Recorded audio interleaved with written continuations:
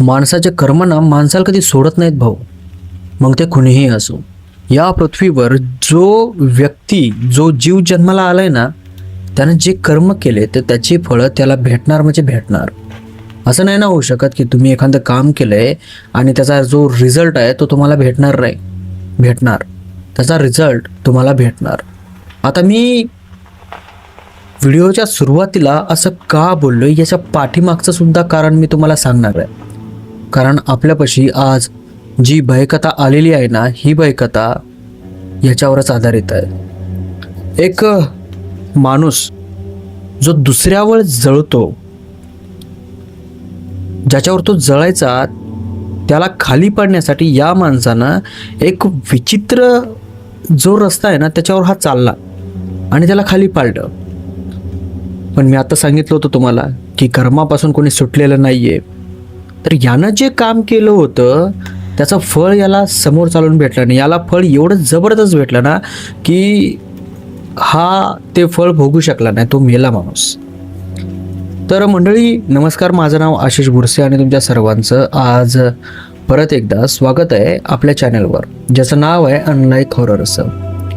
तुम्हा सर्वांना माहिती आहे की आपल्या चॅनलवर भयकथा, हॉरर स्टोरीज, सत्य घटना किंवा मूवीजच्या स्टोरीज येतात आणि काही काल्पनिक सुद्धा गोष्टी असतात मनोरंजनासाठी. तर आपल्या कथा, आपल्या भयकथा जर तुम्हाला आवडत असतील तर आपल्या चॅनलला नक्की सबस्क्राईब करा. तर उशीर न करता आपल्या या स्टोरीला आपण सुरुवात करूयात. बघा मंडळी, ही जी स्टोरी आहे ना ही थोडी जुनी आहे. ही स्टोरी त्या काळामधली आहे ज्या काळामध्ये जर एखाद्याजवळ सायकल जरी असली ना तरी तो गावामधला श्रीमंत माणूस म्हणला जायचा. गावामधले जे टॉप 10 माणसं असतात त्यामध्ये त्याची मोजणी केली जायची की बाबा हा थोडा श्रीमंत माणूस आहे, याच्याजवळ पैसा वगैरे आहे. तवाची सायकल आताच्या GT650 सारखी आहे. जसं आता कसं GT650 असेल की त्याला वाटतं यार भाई माणूस आहे थोडा भारी आहे, तसं त्यावेळेस सायकल असायची. त्यावेळेस माणसांना तसं वाटायचं की भाई भाऊजवळ सायकल आहे म्हणून. पण ते म्हणतात ना की जीवनामध्ये जर काही गोष्टी चांगल्या होत असतील ना तर काही गोष्टी फार वाईटही होत असतात. जसं जसं तो माणूस, जसं जसं त्याचा परिवार, जसं जसं त्याची परिस्थिती दुरुस्तायला लागली, सुधारायला लागली, वर जायला लागली की आजूबाजूच्या लोकांना जळतात. असाच एक जळकुकडा माणूस होता त्या माणसाच्या आयुष्यामध्ये. आता त्या माणसाचं नाव आनंद असं होतं. त्या जळकुकड्या माणसाचं नाही आहे, ज्याच्याजवळ सायकल होती त्याचं नाव आनंद असं होतं. आणि तो घरचा चांगला माणूस होता, इज्जतदार, श्रीमंत, पैशाला कमी नाही, अशा प्रकारचा तो माणूस होता. आणि त्याचा एक सख्खा चुलत भाऊ होता ज्याचं नाव, अरे यार नाव काय होतं त्याचं, एक मिनिट मला आठवू द्या, द वरूनच होतं, हां सॉरी, दगडू असं नाव त्याचं दगडू होतं. आता दगडू म्हणजे सॉरी धोंडीबा हां, धोंडीबा नाव त्या जळकुकड्या माणसाचं होतं आणि आनंद नाव याचं होतं. आता जो आनंद होता तो पहिल्यापासूनच चांगला होता आणि त्याचा जो परिवार होता तो पहिल्यापासूनच थोडासा श्रीमंत होता. म्हणजे व्यवस्थिशीर राहायचा, प्लॅनिंग करून जे काय पैसा वगैरे आहे तो ठेवायचे, जपायचे, परिवाराला जपायचे, भांडणं व्हायचे नाही, काय नाही. ते फॅमिली एकदम स्टँडर्ड, म्हणजे असं म्हणतात ना की एक चांगली फॅमिली, शांत फॅमिली, तशा प्रकारे आनंदची चांगली फॅमिली होती. आणि जो धोंडीबा होता त्याच्या घरी असं होतं की त्याचे वडील दारू प्यायचे, घरी मारामाऱ्या व्हायच्या, आईचे वडिलाचं पटायचं नाही. मग त्या दोघांमुळं धोंडीबावर जे संस्कार पडायचे ते फार वाईट पडायचे आणि त्याचाच परिणाम धोंडीबासोबत होणार होता. धोंडोबा म्हणूया आपण सर्व. तर बघता बघता हे दोघेही मोठे होतात, आपल्या आपल्या कामाधंद्याला लागतात, आपला परिवार सांभाळतात, लग्न होतात, लेकरं बाळ होतात, सगळं काही सुरळीत चालतं. पण आताही जो धोंडीबा आहे तो गरीबच होता आणि जो आनंद होता त्याच्यापाशी चांगला पैसा वगैरे होता, म्हणजे गावामधला तो थोडा चांगला माणूस होता. आता जो आनंद आहे त्याने काही जरी केलं तरी त्याला यश भेटायचं आणि जो धोंडीबा आहे त्यानं काही जरी केलं ना त्याला अपयश भेटायचं. आता हे दोघं जण चुलत भाऊ. आता खूप लोक म्हणायचे की काय रे धोंडिया, तुझा चुलत भाऊ बघ कसा आणि तू कसा. आणि आनंदलाही म्हणायचे की यार तू काही सांगू शकत नाही का तुझ्या चुलत भावाला, धोंडीबाला, तो कसा वागतोय, काय करतोय. तर अशा प्रकारचा प्रकार होता. जो आनंद होता तो म्हणायचा का भाई मी त्याला सांगून सांगून थकलोय पण तो ऐकत नाहीये, तर मी काय करू त्याला सांगून, याच्यापेक्षा जास्त मी सांगू शकत नाही. आणि जो धोंडीबा होता तो आतल्या आत जळायचा की यार आपण कोणतंही काम केलं की आपलं घाट्यातच यायले, याचं कसं काम सक्सेस व्हायले, हा कसा पुढं चाललाय. तर तो ना याच्यावर जळायचा फार. बरेच दिवस झाले खूप प्रयत्न केले, काही झालं नाही. धोंडीबाचा तो सारख्याला सारखा राहिला. मग एक दिवस धोंडीबा थोडासा बाहेरगावी गेला. बाहेरगावी गेल्याच्या नंतर काही कामानिमित्ताने गेला तिकडे काम करण्यासाठी, आणि 8 ते 15 दिवस तो तिकडे राहणार होता. या 8-15 दिवसामध्ये धोंडीबाला एक माणूस भेटला जो की काळे जादू करतो आणि तंत्रमंत्र म्हणतात तशा प्रकारचा तो माणूस भेटला. नॉर्मल माणूस होता तो, त्याला वैद्य असं म्हणायचे, अशा प्रकारचा तो माणूस होता. त्याच्यासोबत धोंडीबाची चांगली ओळख झाली, मैत्री झाली, आणि मैत्री खूप पक्की झाली. तर गप्पा गप्पामध्ये धोंडीबा त्याला असं म्हणलं की यार असं असं यार, मी काही जरी केलं ना मला अपयश येते, आणि माझा एक चुलत भाऊ आहे, त्यांना काही केलं तरी त्याला यश येते, काय काय प्रॉब्लेम काय असेल बरं. तो म्हणला की भाऊ काही नाही, नशिबाचे खेळ असतात, पण आपण नशीब बदलू शकतो. जे दुसऱ्याचं यश आहे ना ते हिसकाटून आपण आपल्या जीवनामध्ये आणू शकतो. धोंडीबा म्हणला असं होऊ शकतंय. तो म्हणला हा असं होऊ शकतंय, न व्हायला काय जर आहे, त्याच्यासाठी पण थोडं काम करावं लागेल. हा म्हणला कसलं काम. आता तो जो माणूस होता दुसरा धोंडीबाला भेटलेला तो लोकांना जडीबुटी द्यायचा, त्यांना तंत्रमंत्र द्यायचा, त्यांचं म्हणजे जे असतं ना माणूस भिलं किंवा बाहेरची करणी वगैरे झाली तर ते तंत्रमंत्र ते करायचा, आणि हे धोंडीबाला माहिती होतं. आणि धोंडीबाला या गोष्टीवर जास्त काय फारसा विश्वासही नव्हता. तर धोंडीबा म्हणला की बाबा कसं काय. तो म्हणला की भाई तंत्रमंत्र आहे, त्यानं केलं की होऊन जातं, काही विधी येतात त्या केले की होतात. धोंडीबा त्याच्यावर धावला. त्याला म्हणला की अरे तू काय पागल बिगल आहे का रे, लोकांना जसा तू चिवत्या बनवतो तसा मलाही चिवत्या बनवतो का. असं काही नसतं बाई, तू डोक्याला ताण देऊ नको उगा. कसं आहे ना, सगळा नशिबाचा खेळ आहे आणि नशिबाच्या पुढे कोणाचं काही चालत नाही. तो म्हणला धोंड्या मी तुझ्यापासून रुपया घेणार नाही. बघ लोक येतात माझ्यापाशी, त्यांच्या काय ज्या अडचणी येतात त्या सांगतात आणि निघून जातात, मी त्यांच्या अडचणी दूर करतो. आता तू माझ्यासोबत गेले 15 दिवस राहिलास, त्या 15 दिवसामध्ये समजा तू माझ्यापाशी 4 ते 5 वेळेस अशा जागेवर राहिलास की तिथं मला लोक येऊन भेटतात, आणि तू मला एक दोनदा विचारलं सुद्धा, तर तुला काय वाटतंय रे की लोक मला का पैसा देतात. धोंड्या गप्प उभा, त्याला काय कळत नव्हतं. तो म्हणतो की बघ जेव्हा लोकांना फरक पडला त्या कारणामुळेच त्यांनी मला पैसा दिला, आणि माझं घर याच्यावर चालतंय. असं नाही की लोकांना फरक पडत नाही म्हणून, लोकांना फरक पडतो, आणि मला माझ्या सिद्धीवर सुद्धा विश्वास आहे. आणि हे काय मी असंच भकल्या पुस्तकातून वाचून सांगत नाही बरं का धोंड्या. माझा एक गुरु आहे, आणि तुझे जे हे काम आहे ना हे काम सुद्धा त्या गुरुपाशी जाऊनच करायचं आहे आपल्याला. सांग तुला जीवनामध्ये यशस्वी व्हायचं आहे ना, तुला त्याला हिसकवायचं ना, त्याला खाली पाडायचं आहे ना तुला, मग तू हे काम कर. नसेल करायचं तर मला काय घेण्यात येणार नाही. मी काय तुझ्यापासून रुपया मागत नाही, आणि जे माझे गुरु आहेत ते सुद्धा तर पैसे घेतच नाही, तू दिले तरी घेत नाहीत ते. आणि जे लागणारा खर्च आहे ना ते सगळं काय मी तुला मदत करू लागेल, तू रुपया लावू नको. पण जर फरक पडला, तुला जर कामामध्ये यश भेटायला लागला, तो जर खाली पडायला लागला, त्याच्यासोबत जर काही झालं, तो जर आनंदी झाला, तर भाई त्याच्या बदल्यात तुला काहीतरी मला द्यावं लागेल. धोंड्या म्हणला ठीक आहे ना, काय विषय, तू पहिले काम तर कर चाल.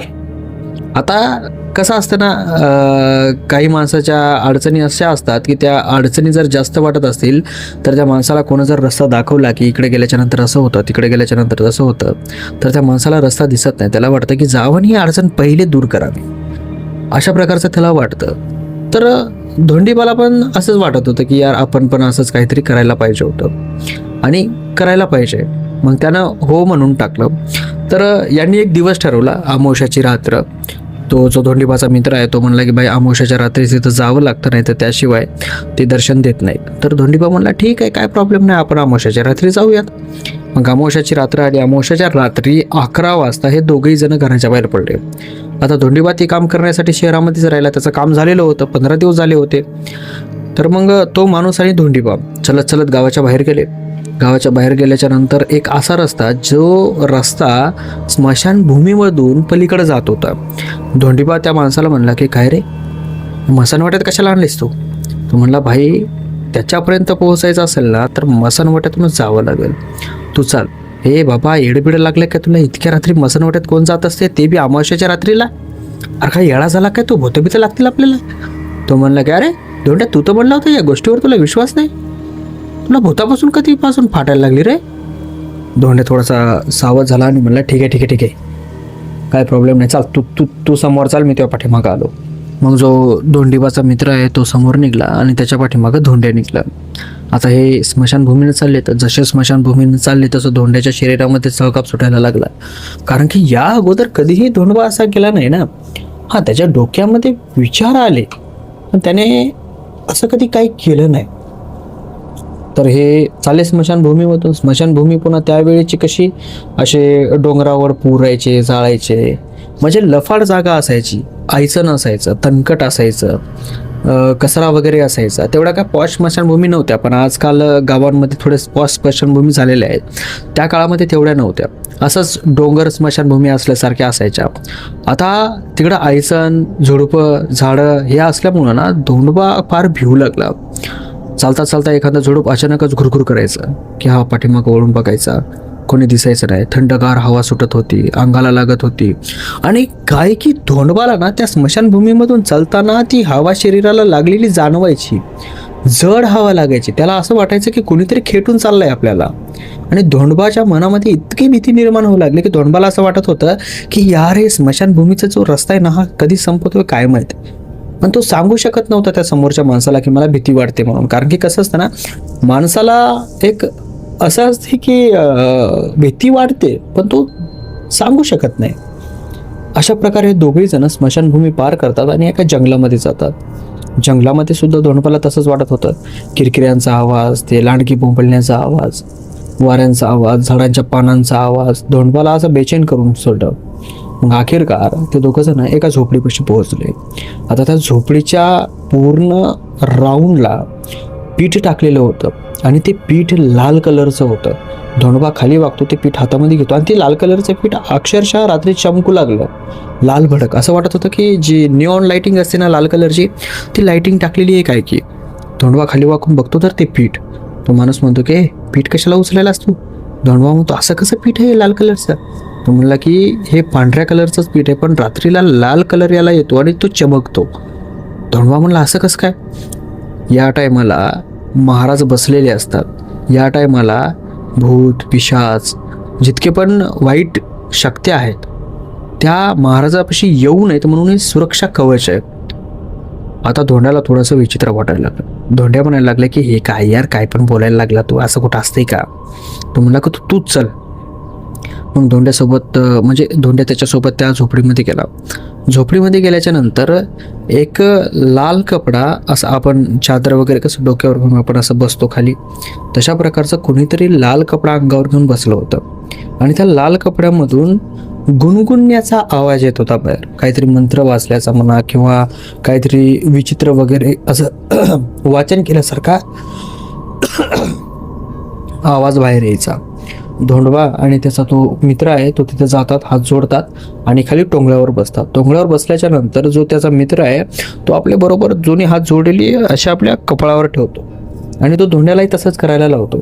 तब्बल 15 ते 20 सेकंद हे हात जोडून राहतात आणि नंतर यांना आवाज येतो की उठा, काय अडचण आहे, बोला, असा येतो. धोंडबा आणि तो आपले हात सोडतो आणि समोर बघतात. जेव्हा धोंडबा समोर बघतो ना त्यावेळेस धोंडब्याच्या अंगामध्ये ना अशा त्या मुंग्या येतात ना, काय म्हणतो आपण गूजबम्प, हिंदीमध्ये गूजबम्प, मराठीमध्ये अंगाला मुंगे येणं असं म्हणतात, तसं होतं. सर्र लगे असं. धोंडबा बघता बघता घामाझोकळी झाला. समोर बघितलं तर खतरनाक प्रकार. आता धोंडबाने जे समोर बघितलं होतं ते फार विचित्र होतं.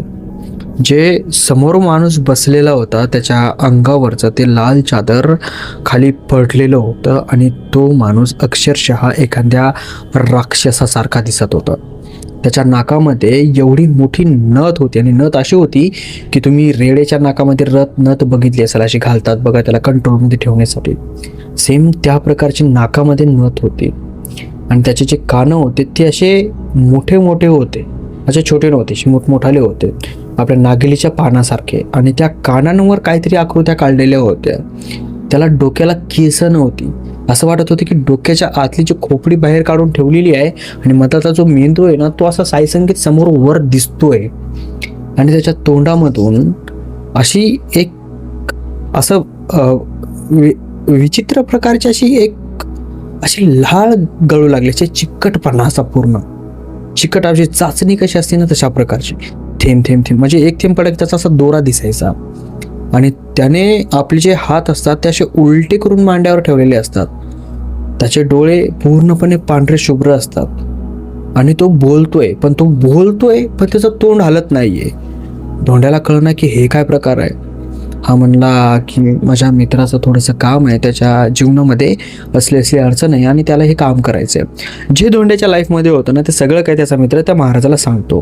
मग तो महाराज म्हणला की हे तर तूही करू शकत होता. आता हे त्याचा गुरु होता या धोंड्याचा मित्र म्हणला की नाही महाराज, तुम्ही म्हणता ते बरोबर आहे, पण त्यामधून बाहेर पडायचं मला माहिती नाही. आता तो म्हणला की बाहेर पडायचं काय, त्याला सोपं आहे ना. तो याला विलास सांगतो बाहेर कसं पडायचं आणि ते चालू कसं करायचं. मग हे दोघे जण उठतात आणि त्या झोपडीच्या बाहेर येतात. जसे हे दोघं जण त्या झोपडीच्या बाहेर येतात आणि ती जी रेषा असते त्या लाल पिठाची ती ओलांडतात, तसं पाठीमागचं झोपडं गायब होतं आणि त्या जागेवर एक मोठी विहीर निर्माण होते. धोंडोबा एकदम कन्फ्यूज, अरे आपण आत्ताच तर एक पाऊल या पुढं आलो, मी मागं वगळून बघितलं पूर्ण विहीर. तो म्हणतो बाबा हेच तर गुरु आहेत आमचे, असंच कुणालाही भेटत नाहीत. ज्याच्या मनामध्ये त्यांची इज्जत आहे, ज्यांना भेटायचं ते त्यांनाच भेटतात. चाल, तू डोक्याला टेन्शन घेऊ नको, तू चाल. आता धोंडोबाला पक्का विश्वास पटला की हां याच्यामध्ये काहीतरी आहे, कारण की आता अशी काही गोष्ट त्यानं पाहिली होती जी गोष्ट त्याने स्वप्नामध्ये सुद्धा विचार केलेला नव्हता. अशी गोष्ट धोंडोबाने बघितली होती. त्या कारणामुळं धोंडोबा जो आहे तो आता पक्का विश्वास धरून बसला की आता आपल्या जीवनामध्ये काहीतरी होणार आहे. घरी येतात. घरी आल्याच्या नंतर धोंडोबा त्याला विचारतो की हो बाल्या, तुझ्या गुरुनं काय सांगितलं काय करायचंय म्हणून, ते कोणती विधी आहे काय आपण करूयात ना. तो म्हणला की बघ वेळ निघून गेलेली आहे, त्यामुळं पुढची अमावस्या येईपर्यंत तू थांब आणि पुढची अमावस्या आली की मला तू तुझ्या घरी बोलाव. तो तुझ्या घरी बोलावल्याच्या नंतर आपण तुझ्या घरी एक विधी करूयात. ती विधी पूर्ण झाली की नंतर ती पूर्ण पूजा होते आणि पूजा पूर्ण झाली की तब्बल 10 दिवसाच्या नंतर परत एक विधी आहे आणि ती विधी पूर्ण झाली की नंतर जो तुला ज्या माणसाला खाली पाडायचं आहे त्या माणसावर असर दिसणं चालू होतो. तब्बल 15 दिवसामध्ये त्या माणसाचा खेळ खल्लास आणि 15 दिवसामध्ये तुझा खेळ चालू. पण लक्षात ठेव मित्रा, विधी फार किचकट आहे, फार अवघड आहे आणि तू करतो की नाही करतो मला हे माहिती नाही. जास्त करून ही विधी करण्यासाठी ना लोकांना हिंमत पाहिजे आणि त्यांची मनस्थिती, त्यांचं मन त्यांना मारून टाकावं लागतं. जर लोकांना हे जमलं नाही तर ही विधी जमत नाही. आणि जर विधी तू करतो म्हणला आणि आपण जर सुरुवात केली तर आणि मधातून नाही म्हणला तर फार अवघड होतं.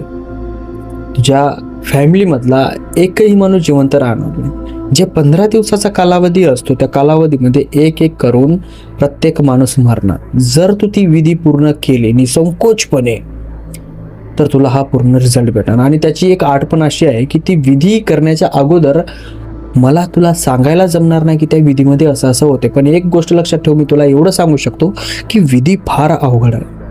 मॅक्झिमम लोकांना हे करायला जमत नाही, आवडतही नाही. आणि जरी आवडण करायचंच असलं तर मग याला सॅक्रिफाईस करावं, बलिदान द्या. आता तो म्हणला की बलिदान जीव घ्यावा लागतो काय? तो म्हणला नाही, जीव वगैरे कोणाचं घ्यायचं काय काम नाही, विधी फार विचित्र आहे. हा म्हणला की ठीक आहे, काय प्रॉब्लेम नाही, आपण करूयात. मग धोंडोबाचं तिथलं काम झालं होतं तर धोंडोबा आपल्या गावाकडे निघून गेल्याच्या नंतर तो वाट बघू लागला त्या अमावस्येची. आता गावामध्ये सगळं काही नॉर्मल चालू होतं. त्या गावामध्ये या अगोदर कधीही जादूटोण्याचा काय असर नव्हता किंवा जादूटोण्याची काही अशी हे नव्हती, चर्चा नव्हती. पण धोंडोबाच्या डोक्यामध्ये ती एकच गोष्ट फिरत होती, बस आता 1 महिना, येणारी अमावस्याच्या नंतर 10 दिवस आणि नंतर खेळ चालू. धोंडोबाला माहिती नव्हतं की आता आपल्यासोबत काय होणार होतं. धोंडोबा त्याचे स्वप्न सजवू लागला. की यार असं झाल्याच्या नंतर माझं असं होईल, माझं तसं होईल. आणि त्याने एक गोष्ट सांगितली होती की जेव्हा पहिली विधी होईल त्याच्यानंतर डबल 10 दिवसाला विधी होईल, आणि 10 दिवसाच्या नंतरची जी विधी झाली त्याच्यानंतर 15 दिवसाला खेळ चालू होईल. म्हणजे 15 दिवसाच्या आत, आणि त्या 15 दिवसाच्या आत जेवढी संपत्ती, जेवढं शौर्य, जे काय आहे त्या समोरच्या माणसापती, ते सगळं काही तुला येऊन जाईल. अलग अलग रस्त्याने येऊन जाईल, तुला काहीच करायची गरज नाही. हे सगळं काही धोंडोबाच्या डोक्यामध्ये फिरत होतं. पण धोंडोबाच्या डोक्यामध्ये एक फिरत नव्हतं की जी ती विधी आहे ती विधी कोणती आहे. त्याला फक्त समोरचं दिसू लागलं, तिथपर्यंत जाण्याचा रस्ता दिसत नव्हता. मग अखेरकार आली ती अमावस्या. अमावस्या आल्याच्या नंतर धोंडोबा अगोदरच त्याला सांगितलं होतं की तू ये. तो माणूस आला, एक मोठं गठोडं सोबत घेऊन आला आणि या धोंडोबाच्या घरामध्ये गेला. पावनसार वगैरे खाल्ला. धोंडोबा म्हणला की काय करायचंय. तो माणूस म्हणला की बघ, तुझे जे लेकरं आहेत त्यांना एका रूममध्ये झोपव, त्यांच्यासोबत त्यांच्या आईला झोपव, आणि तू आणि मी त्या जागेवर झोपू, त्या जागेवर आपल्याला पूजा करायची. आता धोंडोबाच्या रूममध्ये 3 खोल्या होत्या. पहिली खोली सगळ्यात अगोदरची, जी बैठक रूम, सारवलेलं घर. त्याच्यानंतरची खोली छोटशी, जी की बैठक रूम सारखीच होती, पण त्याच्यात स्वयंपाक वगैरे चूल बिल पेटवायचे, वरून पूर्ण मोकळं होतं. आणि त्याच्या पाठीमागं अजून एक खोली होती, ज्या खोलीमध्ये माल, पसारा असं काय थोडंफार ते ठेवायचे. सगळं सारवलेलं, मोठमोठ्याला भिंत असल्या प्रकारचं त्या धोंडोबाचं घर होतं. तर धोंडोबा आणि त्याचा मित्र लगेच शेवटच्या खोलीमध्ये जाऊन बसले, आणि अलीकडं त्याची बायको आणि त्याचे 2 लेकरं झोपलेले होते. तर रात्रीच्या 12:30 वाजता यांना ती विधी चालू करायची होती. आता तो जो माणूस आहे त्यानं आपल्या पोटलीमध्ये एक मोठं पुस्तक आणलेलं होतं, त्याच्यासोबत 10-15 लिंब आणलेले होते, कुंकू आणलेलं होतं, हळद आणलेली होती, 3 बाहुल्या आणलेल्या होत्या, आणि त्या बाहुल्याच्या व्यतिरिक्त एक मोठा बाहुला आणला होता. आणि ते आणल्याच्या नंतर याच्याजवळ एक कवटी होती, आणि ती कवटी थोडी विचित्र होती. म्हणजे माणसाची कवटी नव्हती, एका बकऱ्याची कवटी होती. त्याला मोठमोठाले शिंग वगैरे होते, अशा प्रकारची ती कवटी होती. आणि बाकी काहीच एक सामान असतं ना, ते सामान असतं. मग त्या रूममध्ये 12 वाजता म्हणजे 11:30 वाजता ते सामान वगैरे सजवायला सुरुवात करतात. पहिले तो माणूस काय करतो, त्या 3 बाहुल्या छोट्या छोट्या काढतो, आणि त्या 3 बाहुल्या काढल्याच्या नंतर धोंडोबाला विचारतो की तुझ्या बायकोचं नाव काय. धोंडोबा त्याला बायकोचं नाव सांगतो.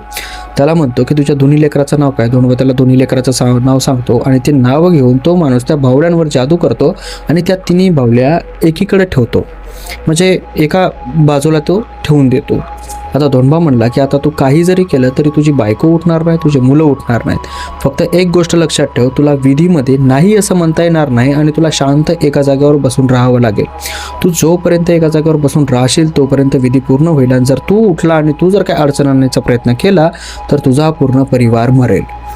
मंजूर आहे. धोंडोबा म्हणला हा मंजूर आहे मला, चला काही होऊ द्या, मी जागेवरून उठतच नाही. मग पूजा वगैरे मांडतात, त्या 3 बाहुल्या बाजूला करतात, आणि त्याचे मोठा भावला असतो तो सेंटरला मारतात, एक चक्रव्यूह बनवतात त्या सेंटरला.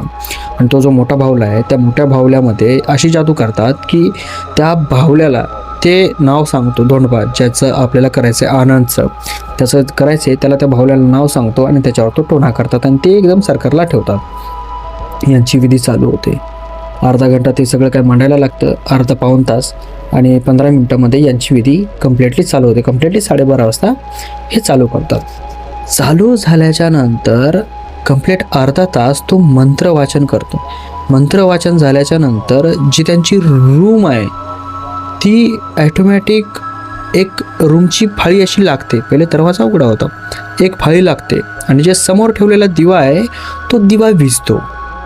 आता खाली जे कुंकू टाकलेलं असतं त्या कुंकुवामधून पांढऱ्या कलरचा प्रकाश बाहेर पडतो, जसं चंद्राचा प्रकाश कसा असतो तशा प्रकारचा. आणि पूर्ण रूममध्ये चंद्राचा प्रकाश कसा पडतो ना तशा प्रकारचा पूर्ण प्रकाश पडलेला असतो. दिवा एकही लावलेला नसतो, पूर्ण प्रकाशच असतो. आता हे पाहिल्याच्या नंतर जो धोंडोबा आहे तो पूर्णपणे कन्फ्यूज झाला. म्हणजे यार काय माया आहे ही, खरं आहे. त्याला बरं वाटायला लागलं. मग तो जो माणूस आहे तो माणूस पुन्हा एकदा धोंडोबाला म्हटला, धोंडोबा आता जे होणार आहे ना ही लास्ट स्टेप आहे, आणि या स्टेपमध्ये तू जर बसला तर ठीक, तू जर नाही बसला तर बघ तुझा पूर्ण परिवार जाईल. हा म्हणला की हां काय व्हायचं ते होऊ दे, मी बसतो. मग तो माणूस एक छोटासा चाकू, जो कटर असतं आपलं छोटंसं, त्या प्रकारचा एक छोटासा चाकू बाहेर काढतो आणि समोर ठेवतो. आणि ज्या 3 बाहुल्या ठेवलेल्या असतात त्याच्यामधली एक बाहुली उचलतो आणि ती एक बाहुली उचलून त्यामधल्या एका बाहुलीला तो चाटतो आणि चाटल्याच्या नंतर त्याच्यावर मंत्र वाचतो. मंत्र वाचल्याच्या नंतर जी एक फाळी लावलेली होती ना, ती फाळी उघडते आणि त्या फाळीच्या समोर, म्हणजे त्या दरवाजाची एक फाळी, 2 फाळ्या असतात तुम्हाला माहिती असेल, त्यातली ती एक फाळी उघडते आणि त्या दरवाजाच्या समोर धोंडपाची बायको उभी असते. आता धोंडपा कन्फ्यूज, आता याने त्याला इशारा केला की बस शांत बस, असं इशारा केला, याला उठू दिलं नाही. धोंडपा एकदम शांत. त्या धोंडपाची बायको घरात येते आणि या दोघांच्या मधोमध येऊन उभी राहते अशी सेंटरला. धोंडपा त्याच्या बायकोकडे बघतोय, तो कन्फ्यूज की बायको माझी काय बोलत नाही म्हणून. मग तो पुन्हा मंत्र वाचतो आणि जी दरवाजाची फाळी आहे ती लागते, म्हणजे दरवाजा बंद होतो. बंद झाल्याच्या नंतर त्या घरामध्ये फक्त आणि फक्त चंद्राचा प्रकाश जसा पडतोय ना तसा प्रकाश असतो. धोंडपाचा जो मित्र आहे तो मंत्र वाचायला चालू करतो. धोंडपाची जी बायको आहे ती आपली डोक्याचे जे केस घातलेले असतात ती वेणी सोडते, केस पूर्णपणे मोकळे सोडते. दुसऱ्या वेळेस तिच्या कपाळावरचं जे कुंकू आहे ते आपल्या स्वतः हाताने पुसून टाकते. हातामधल्या सगळ्या बांगड्या काढते आणि खाली टाकते. पायातलं चैन काढते, बाजूला टाकते. गळ्यातलं मंगळसूत्र काढते, बाजूला टाकते. हातामध्ये दणकडे काढते, बाजूला टाकते. आणि हळूहळू शरीरावरचा तो प्रत्येक कपडा काढते जो कपडा तिनं घातलेला असतो. आता धोंडोबाची बायको पूर्णपणे विवस्त्र होते आणि ती खाली आपल्या गुडघ्यावर बसल्यासारखी बसते आणि आपलं जे डोकं आहे ते त्या दोघांच्या समोर ठेवते. पाठीमागचं पूर्ण असं वर राहतं आणि हे पूर्ण असं खाली राहतं. आणि हळूवार ते जे चाकू आहे त्या चाकूला पकडते आणि ती जवळ घेते. जिथं आपलं कुंकू असतं ना भरलेलं, मांग आताच्या लेडीज भरतात, तिथून ती चाकू अशी चलवते. त्याच्या मधातून रक्ताची धार येते आणि बरोबर जे मधात चक्र मांडलेलं असतं, जे बाहुला ठेवलेला असतो, त्याच्या पायथ्याशी येऊन ते रक्त पडतं. आता धोंडपा पाहू लागला, धोंडपाला घाम सुटला की हे काय होतं. आणि त्याला एकीकडे रागही येऊ लागला की माझ्या बायकोने कपडे काढते भरपुरुषासमोर आणि अशी कृती करते. पण त्यानं सांगितलं होतं की काही जरी झालं तरी उठू नको. धोंडपाच्या डोळ्यावर त्या पैशाची पट्टी चढलेली होती, त्याला तेवढं काही दिसत नव्हतं. थोडा विचार येत होता, पण या विचारावर हा विचार हावी होत होता. मग थोडं रक्त तिथं पडलेलं असतं. परत उठती आणि उठल्याच्या नंतर आपले दोन्ही पाय त्या बाहुल्याच्या इकून आणि इकून ठेवते आणि जो चाकू आहे तो बरोबर बिंबीच्या खाली आणि त्याच्या वर जी रिकामी जागा असते तिथं चलवते. तिथं इतकं कापते की तिथून रक्त बाहेर यावं. मग तिथून रक्त बाहेर येतं आणि वगळत बरोबर तिथून त्या समोर पडतं. इथलं रक्त आणि तिथलं रक्त तिथे एका जागेवर मिश्रण होतं आणि उठते, परत कपडे घालते आणि जागेवर जाऊन झोपी जाते. झोपी गेल्याच्या नंतर ते जे रक्त आहे तिथं पडलेलं ते आपोआप वाढतं. म्हणजे त्याची जे इतकं पडलेलं होतं ते रक्त, म्हणजे असं इतकं पडलेलं असेल तिथं रक्त, हे आणि हे, तर ते रक्त वाढतं. वाढल्याच्या नंतर तो जो बाहुला आहे तो पूर्णपणे त्या रक्ताला स्वतःच्या अंगामध्ये शोषून घेतो आणि परत तो जो प्रकाश आहे तो पूर्णपणे बंद होतो. जो दिवा विझलेला होता तो दिवा लागतो. आता तो जो माणूस आहे तो धोंडपाला म्हणतो की धोंडपा आता ही विधी पूर्ण झाली. धोंडपा म्हणतो की हे काय होतं भाऊ, माझ्या बायकोला तू असं काय केलंय. तो म्हणलं की तुझ्या बायकोचं काहीच केलेलं नाही. या विधीमध्ये एका स्त्रीचं रक्त लागत होतं, त्या जागेवरचं आणि या जागेवरचं, म्हणजे डोक्यावरचं आणि खालचं. त्या कारणामुळं तुझ्या बायकोचा वापर केलेला आहे, दुसरं काहीही नाही.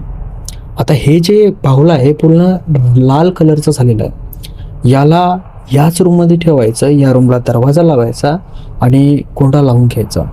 तब्बल 10 दिवस उघडायचं नाही आणि 10 दिवसाच्या नंतर परत एक विधी आहे, ती विधी करायची आणि ती विधी केल्याच्या नंतर मग तो कार्यकाल चालू होईल. पण या विधीपेक्षा ती विधी कितीतरी पटीनं भयानक आहे आणि खतरनाक आहे. आता जेवढी हालत तुझ्या बायकोची झालेली आहे त्यापेक्षा कितीतरी खराब हालत दुसऱ्या विधीमध्ये होणार आहे. तर लक्षात ठेव, विधीत अडथळा बनू नको आणि हे घर कुणालाही उघडू देऊ नको कंप्लीट 10 दिवस, असं म्हणतो. आणि ते दोघेही जण त्या रूमच्या बाहेर येतात, त्या रूमला दरवाजा लावतात आणि ते दोघेही जण त्या मधातल्या खोलीमध्ये झोपी जातात. सकाळ होते. सकाळ झाल्याच्या नंतर धोंडोबाच्या बायकोच्या डोक्यावरचं रक्त, खालचं रक्त ते थोडंसं तिला त्रास व्हायला लागतो. धोंडोबा काय नाही म्हणून ते जरासं सलटवून घेऊन जातो. तर मंडळी, हा होता या कथेचा पहिला भाग. याचा दुसरा भाग लगेच उद्याच येऊन जाईल, त्याचं टेन्शन घ्यायचं काम नाही.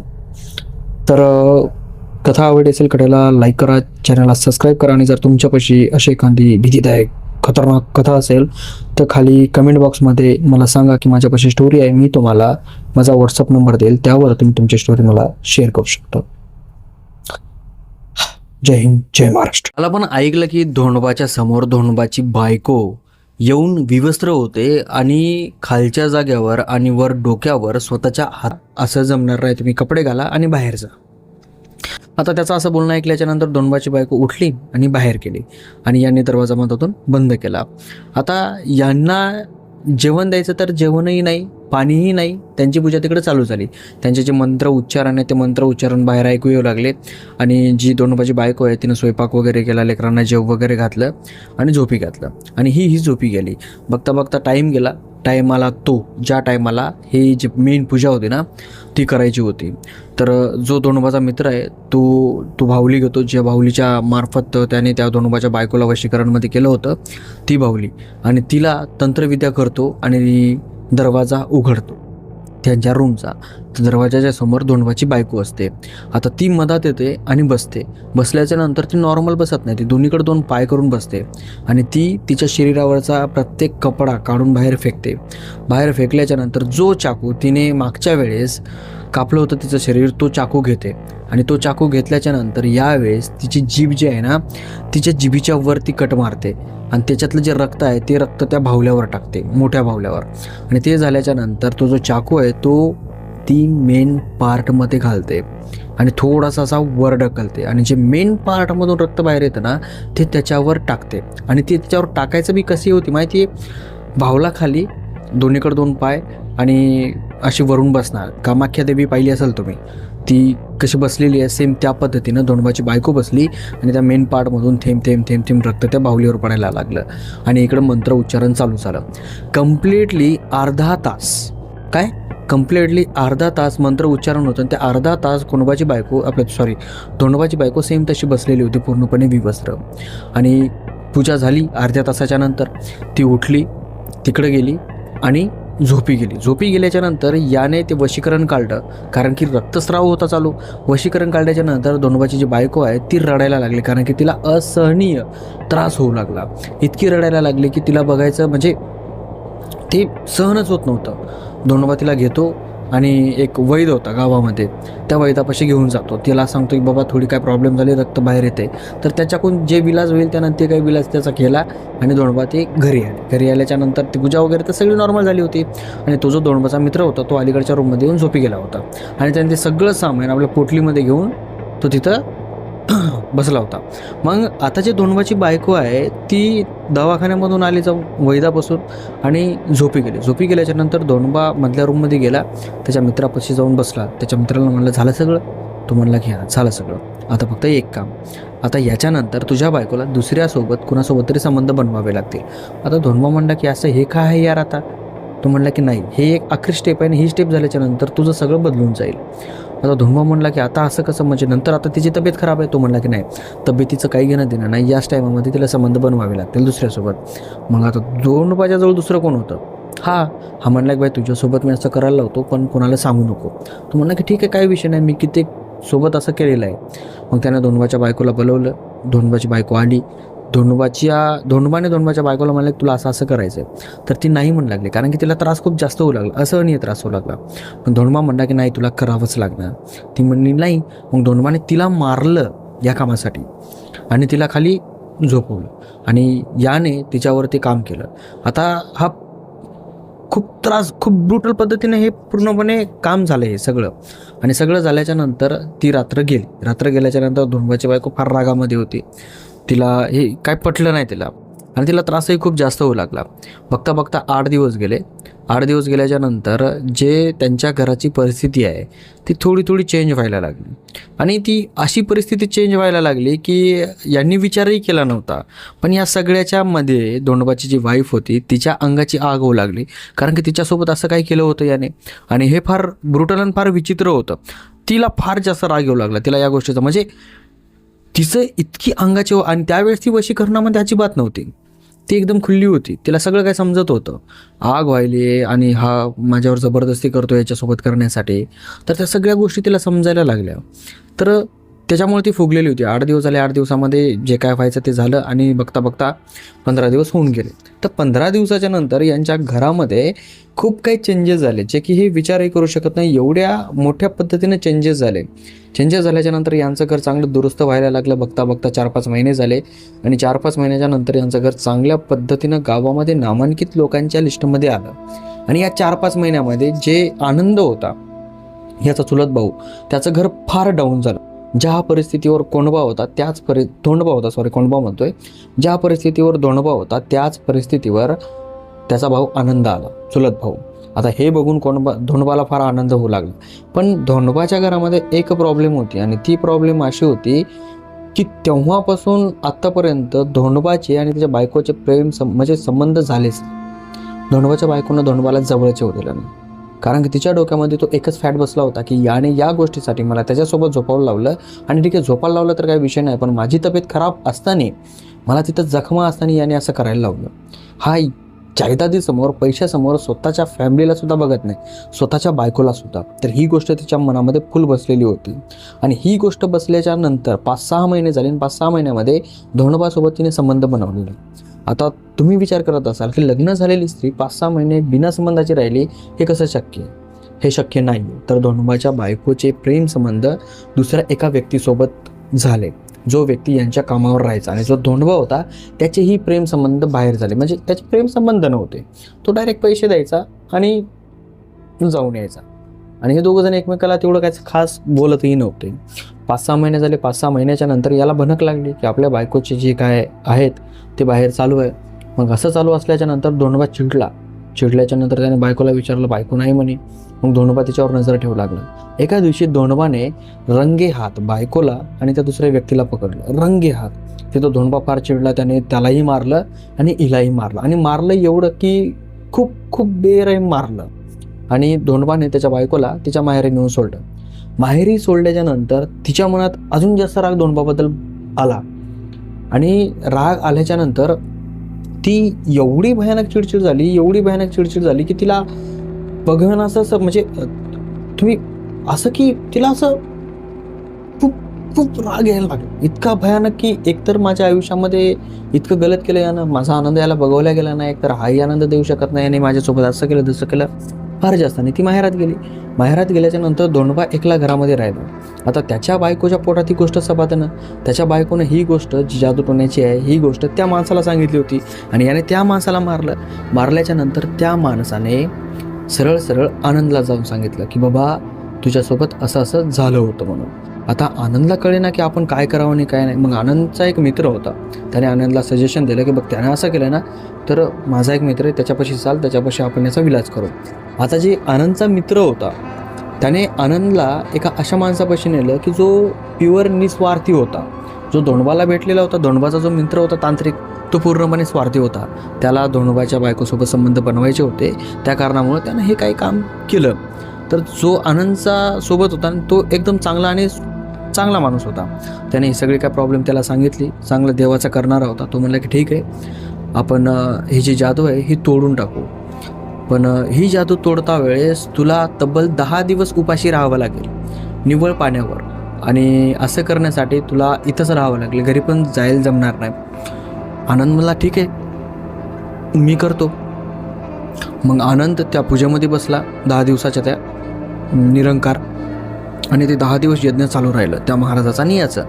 आता 10 दिवस जसं यज्ञ समोर जात होतं तसं याची जी घरची परिस्थिती आहे आनंदची ती दुरुस्त व्हायला लागली आणि याची परिस्थिती परत डाऊन व्हायला लागली. आता याच्या घरामध्ये फार भयानक प्रॉब्लेम यायला लागले. हा संध्याकाळी झोपला की याला आवाज येऊ लागले याच्या बायकोचे. हा उठला की याला विचित्र आकृत्या दिसत होत्या. याला काय समजत नव्हतं की काय व्हायलं आणि काय नाही. याच्यासमोर आपोआप जे घरामध्ये ठेवलेले भांडे आहेत ते पडत होते. ज्या भाकरी हा खात होता त्या भाकरीमध्ये लाईव्ह आळ्या निघत होत्या. म्हणजे एखादा घास खायचा, दुसरा घास खायला गेलं की त्याच्यामध्ये एखादी आळी दिसायची. जेव्हा हा टॉयलेटला जायचा त्यावेळेस टॉयलेट यायची नाही याला, पण याचं पोट एवढं गच्च व्हायचं की याला कळत नव्हतं की काय व्हायलं आणि काय नाही. 2-3 दिवसामध्ये याला टॉयलेट यायची. बघता बघता 5-6 दिवस झाले. 5-6 दिवस झाल्याच्या नंतर याला समजत नव्हतं काय व्हायलं आणि काय नाही. आणि याची शारीरिक तब्येत एवढी खराब झाली की हा डायरेक्ट 70 किलोवरून 40 किलोवर आला. हा गेला त्याच्या मित्रापाशी, जो ज्या दुटोना करतो तिथं. त्याला म्हणतो भाई माझ्यासोबत असं व्हायले, काय करू मी? तो म्हणला की भाई आता मी काही करू शकत नाही, कारण की जो व्यक्ती ज्याचं जे काय आहे ते हे मोडण्याचा प्रयत्न करत आहे तो खूप जास्त पॉवरफुल आहे. आणि जेव्हा तो सगळं हे मोडल त्यावेळेस तू या जगामधून जाशील आणि तुझी वाईफही या जगामधून जाईल. धोंडोबाला असं सांगितलं. धोंडोबा म्हणला की मग तू काहीतरी विलाज कर. तो म्हणला की मी काही विलाज नाही करू शकत, मी फक्त एवढं करू शकतो. याचा तोड मलाही माहीत नव्हता. तो म्हणला की बाबा तुझ्या त्या महाराजापाशी चाल. तो म्हणला की महाराज असे भेटत नाहीत, अमावस्या येईपर्यंत वाट पाहावं लागती. हा म्हणलं ठीक आहे, आपण अमावस्या येईपर्यंत वाट बघू. पण याचा मित्र म्हणला की तुझ्यापाशी तेवढा टाईम नाही, तुझ्यापाशी आता फक्त 5 दिवस राहिलेत. या 5 दिवसामध्ये जर तुझं काही झालं नाही तर तू या जगामधून जातो. आता धोंडोबा फार चिडला, त्याच्यावर रागावला, त्याच्यासोबत मारामारी केली. पण तो म्हणला की आता तुला जे करायचं ते कर, आता तर मी तुझी कशीच मदत करत नाही. तो निघून गेला. आता तो निघून गेल्याच्या नंतर आता धोंडोबा जे होता त्यानं पैशाच्या जोरावर त्याला एवढं मारलं की खूप भयानक मारलं. आणि मारल्याच्या नंतर आता जो धोंडोबाचा मित्र आहे तो धोंडोबाला एकच शब्द म्हणला की तू आता फक्त घरी जा. मग धोंडोबा घरी आला. घरी आल्याच्या नंतर तो परत संध्याकाळी जेवण वगैरे थोडंफार जितकं जातं तेवढं केलं आणि घरी बसला. मग झोपला. घरी झोपल्याच्या नंतर मध्यरात्री धोंडोबाला असं जाणवलं की त्याच्या शरीरावरचे कपडे कुणीतरी काढतंय. धोंडोबा डोळे उघडतो, बघतो तर समोर त्याची बायको त्याच्या शरीरावरचे कपडे काढते. आता धोंडोबाला आनंद झाला की यार माझी बायको आली आहे. तो हसायला लागला. तो तिच्या हाताला पकडून आपल्याजवळ ओढायला लागला तर त्याची बायको त्याला 1-2 झापका देते की बस म्हणून. धोंडोबा हरबळला, कारण की त्याच्या बायकोच्या शरीरामध्ये जी ताकद होती ना ती एखाद्या माणसासारखी होती, रगेल माणसासारखी. त्याच्या जोरात त्याला चापटा मारल्या होत्या. मग धोंडोबा पूर्णपणे असा कन्फ्यूज झाला, चळचळ कापू लागला. त्याच्या बायकोने धोंडोबाचे हातपाय पलंगाला बांधले आणि समोर उभी राहिली. हातामध्ये चाकू घेतला आणि त्या चाकूने स्वतःच्या शरीरावरचे पूर्ण कपडे फाडले तिनं. कपडे फाडल्याच्या नंतर ती स्वतः आपल्या शरीरासोबत खेळायला लागली धोंडोबासमोर. आता धोंडोबासमोर ती शरीरासोबत खेळायला लागली की म्हणजे विवस्त्र होऊन पूर्ण. तर धोंडोबामध्ये जे अरमान आहेत ते असे धोंडोबाचे जागृत झाले. जागृत झाल्याच्या नंतर अचानक त्याची जी बायको आहे तिच्या हातामध्ये जो चाकू आहे त्या चाकूने आपल्या पोटावर रेघोट्या काढायला लागले. त्या रेघोट्यामधून रक्त बाहेर यायला लागलं. धोंडोबा कन्फ्यूज, धोंडोबाला घाम सुटायला लागता. बघता बघता धोंडोबाच्या बायकोने जी छाती आहे ती पूर्णपणे कापून टाकली. चक्सावन दोन्हीकडच्या कापल्याच्या नंतर ती धोंडोबाजवळ आली.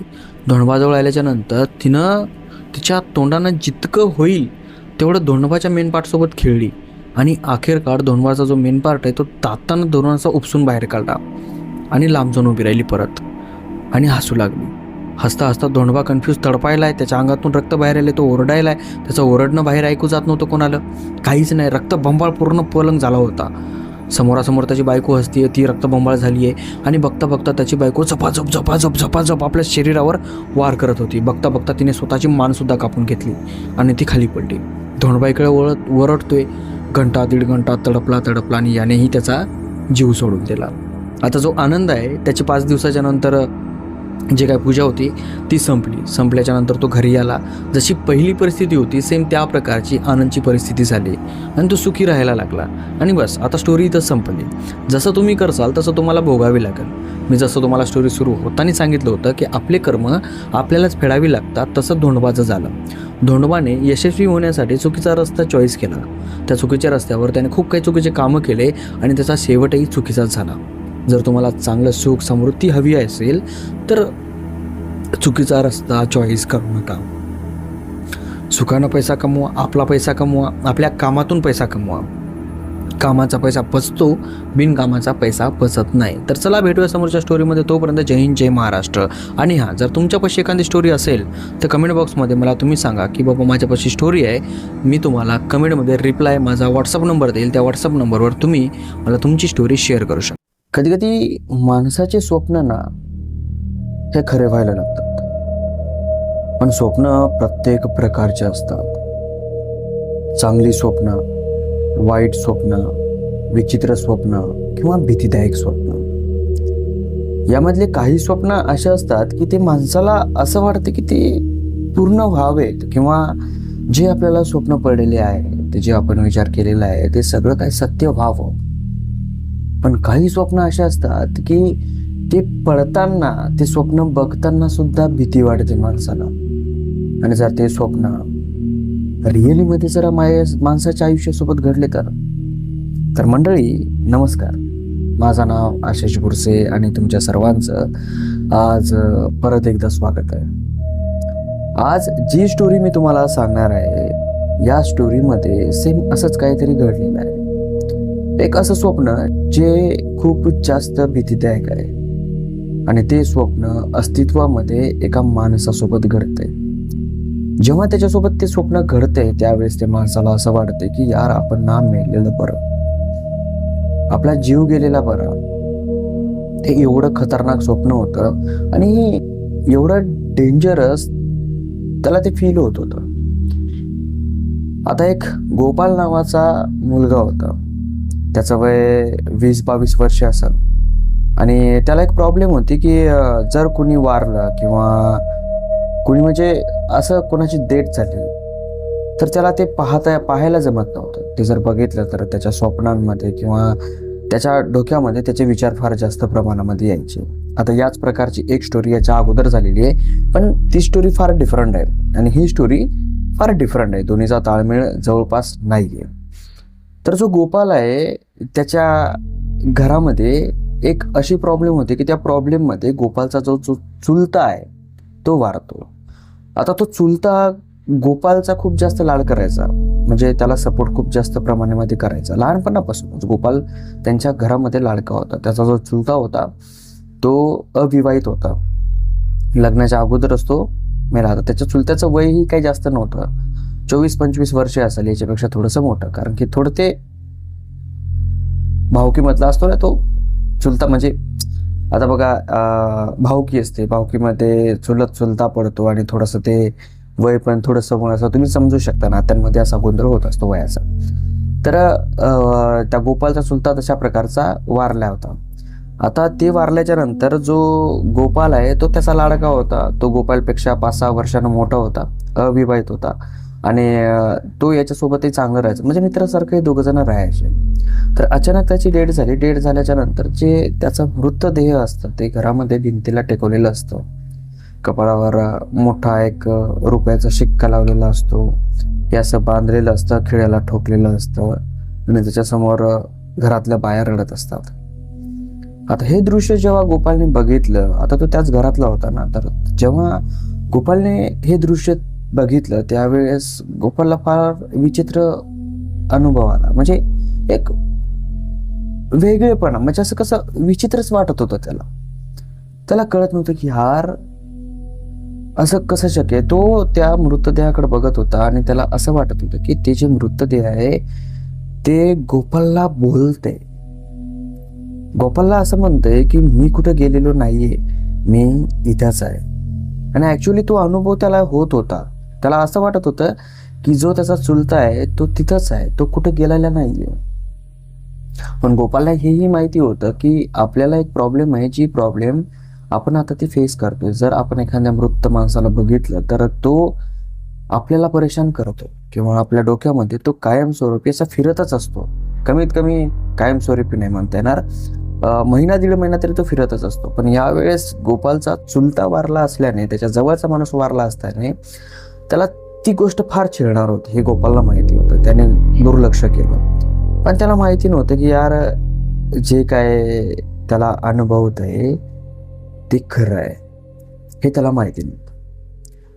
अंतिम संस्कार होतो, पाहुणे रावणे जातात, 2-4 दिवस होतात. 2-4 दिवसाच्या नंतर गोपाल दुपारचा त्याच्या शेतामध्ये जाऊन झोपलेला असतो. त्यावेळेस त्याला स्वप्न पडतं आणि स्वप्नामध्ये असं असतं की त्याचा जो चुलता आहे तो गोपालसाठी काहीतरी पार्सल घेऊन आलेला असतो स्वीटमध्ये.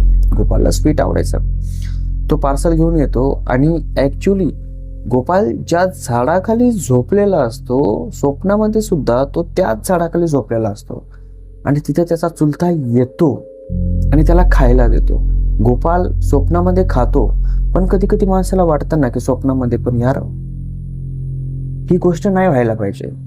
तसं स्वप्नामध्ये गोपालला वाटलं की ही गोष्ट नाही व्हायला पाहिजे आणि गोपालने डोळे उघडले तसे बघतो तर तो एक त्या झाडाखाली झोपलेला होता. आजूबाजूला बघतो कुणीही नव्हतं. मग तो थोडासा डोक्यावर हात फिरवत म्हणला की यार स्वप्न आहे आणि आपला काका आपल्याला आता असा परेशान करणारच थोडे दिवस तर. तो थोडा वेळ बसतो. बसल्याच्या नंतर उठतो. आता त्याचं तोंड समोर असतं. तो उठतो, पायामध्ये चप्पल घालतो आणि असा फिरतो. जी गाडी पाठीमागून सोडलेली असते त्याने फिरतो आणि गाडीवर जाण्यासाठी निघतो. जसं तो निघतो तशी त्याची नजर खाली जमिनीवर पडते तर त्याला एक पन्नी दिसते आणि त्या पन्नीमध्ये तेच पार्सल दिसतं जे पार्सल गोपालने स्वप्नामध्ये खाल्लेलं असतं. गोपाल धुंद झाला. त्याला काय समजत नव्हतं. कानामध्ये कानटाळी कशी बसते तशा प्रकारची कानटाळी गोपालला व्हायला लागली. त्याला कळत नव्हतं की आता नेमकं करावं तरी काय, हे कसं शक्य आहे. जे पार्सल मी स्वप्नामध्ये बघितले, जे पार्सल माझ्या काकाने स्वप्नामध्ये मला खायला आणलं होतं, सेम तेच पार्सल इथं कसं काय.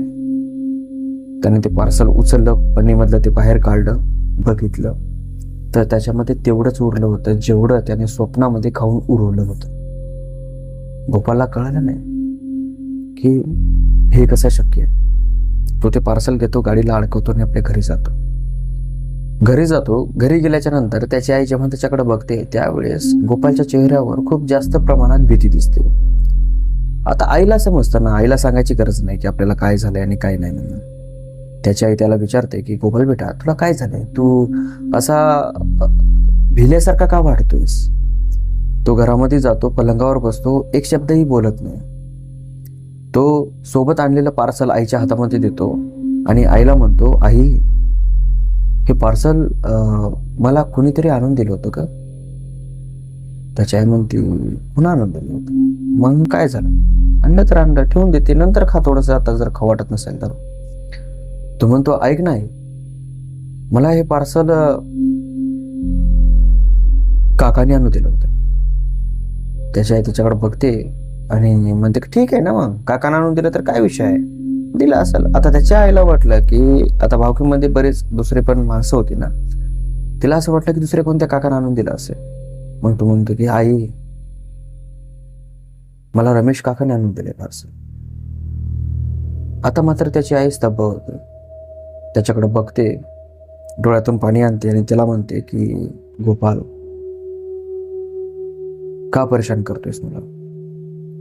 पहिलेच घरामध्ये दुःखाचा डोंगर आहे आणि तू वरून अशी मस्करी करतोयस. मेलेल्या माणसासोबत अशी मस्करी करू नये. गोपाल म्हणतो आई तसं नाहीये का, मी खरंच म्हणतोय, मला हे पार्सल काकाने आणून दिले.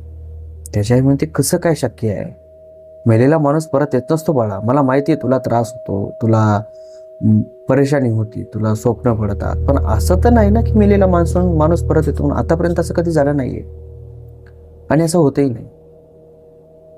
तुला भास झाला असेल, तूच नेला असेल पार्सल आणि तुला असं वाटलं असेल की तू आणलेला आहे, काकाने आणलेला आहे. गोपाल म्हणतो नाही आई, मला काकानेच आणून दिले पार्सल, तू ऐक माझं. त्याची आई म्हणते नाही, काही पण वेड्यासारखं बोलू नको. ते पार्सल घेऊन त्याची आई जाते. आता किचन रूममध्ये ते पार्सल तसं ठेवून देते. पार्सल ठेवून दिल्याच्या नंतर गोपाल विचारामध्ये असतो, टेन्शनमध्ये असतो की मला स्वप्न पडलंय आणि स्वप्नामध्ये मी जे केलंय ते अस्तित्वामध्ये माझ्याजवळ वस्तू आहेत आणि मी आईला सांगतो तर आई सुद्धा माझा विश्वास करत नाही. नेमकं आता मी करू तरी काय. मग गोपालने विचार केला की ठीक आहे बाबा, झाला असेल मला भास तर होऊ द्या, काही विषय नाही. मग आता त्या गोपालच्या घरामध्ये एक छोटासा मुलगा येत होता शेजारचा. तेवढ्यात तो मुलगा आल्याच्या नंतर किचन रूममध्ये गेला. किचन रूममध्ये त्याची आई काम करत होती, गोपालची आई. तो मुलगा जातो आणि त्या पार्सलकडे बघतो आणि तो मुलगा त्याच्या आईला म्हणतो की काकू मला पेढा द्या ना खायला. त्याची आई म्हणते की हां ते तिथं थांब. ते पार्सल त्याची आई काढते आणि डबा उघडते आणि बघते. बघितल्याच्या नंतर त्याची आई पूर्णपणे शॉक होते की त्या पेढ्याच्या जागेवर जे पेढा होता, ज्यावेळेस तिनं ते पार्सल ओपन करून बघितलं गोपाल समोर, त्यावेळेस सगळं काय सुरळीत होतं. पण ज्या वेळेस त्याची आई ते डबा उघडते आणि मधात बघते तर त्याच्यामध्ये मांसाचे छोटे छोटे तुकडे असतात. आई पटकर त्याचे ते खाली फेकून देते आणि गोपालला बोलावते. गोपालला म्हणते, गोपाल अरे त्याच्यात बघ ना काय. गोपाल म्हणतो, काय? त्याच्यामध्ये पेढा आहे, मी खाल्लेला आहे. आता यांचं पूर्ण घरना शाकाहारी होतं. गोपाल बघतो त्याच्यामध्ये तर मांसाचे तुकडे. गोपाल भडाभडा उलट्या करतो आणि ते बाहेर फेकून देतो. आता मात्र त्याच्या आईला कळत नव्हतं. त्याची आई पूर्णपणे स्तब्ध होती. तिचं जे डोकं होतं ते पूर्णपणे ब्लँक झालं होतं. कारण की तिनं आत्ता 15 मिनिटाच्या अगोदर बघितलं होतं की त्याच्यामध्ये पेढ्याचे तुकडे होते आणि आत्ता जेव्हा 15 मिनिटाच्या नंतर तिनं बघितलं की त्याच्यात मांसाचे तुकडे तयार झालेत. आत्ता मात्र त्याच्या आईला असं वाटायला लागलं की हां, हे काहीतरी आहे. संध्याकाळचे त्याचे बाबा घरी येतात. बाबा घरी आल्याच्या नंतर त्याची आई आणि गोपाल दोघं जण मिळून त्याच्या बाबाला सांगतात की असं असं झालेलं आहे, आपल्या गोपालला स्वप्न पडलंय आणि स्वप्नामध्ये त्याच्या काकाने त्याला पेढ्याचा बॉक्स दिला होता ना. आणि ज्यावेळेस ते दिला होता त्यावेळेस पेढे होते. गोपालला खाल्ले सुद्धा आणि मलाही दाखवले, मीही बघितले. मी जेव्हा किचन रूममध्ये गेलो, ठेवलं, जेव्हा शेजारचा मुलगा आला, जेव्हा त्यानं बघितलं त्यावेळेस त्याच्यामध्ये मांसाचे तुकडे होते. गोपालचे वडील म्हणतात की तुम्ही दोघं पागल झालेत काय? माझी फिरकी घेतात. आता त्यांच्या घरामध्ये थोडी मजाक मस्करी चालायची. गोपालच्या वडिलांनी ऐकलं नाही.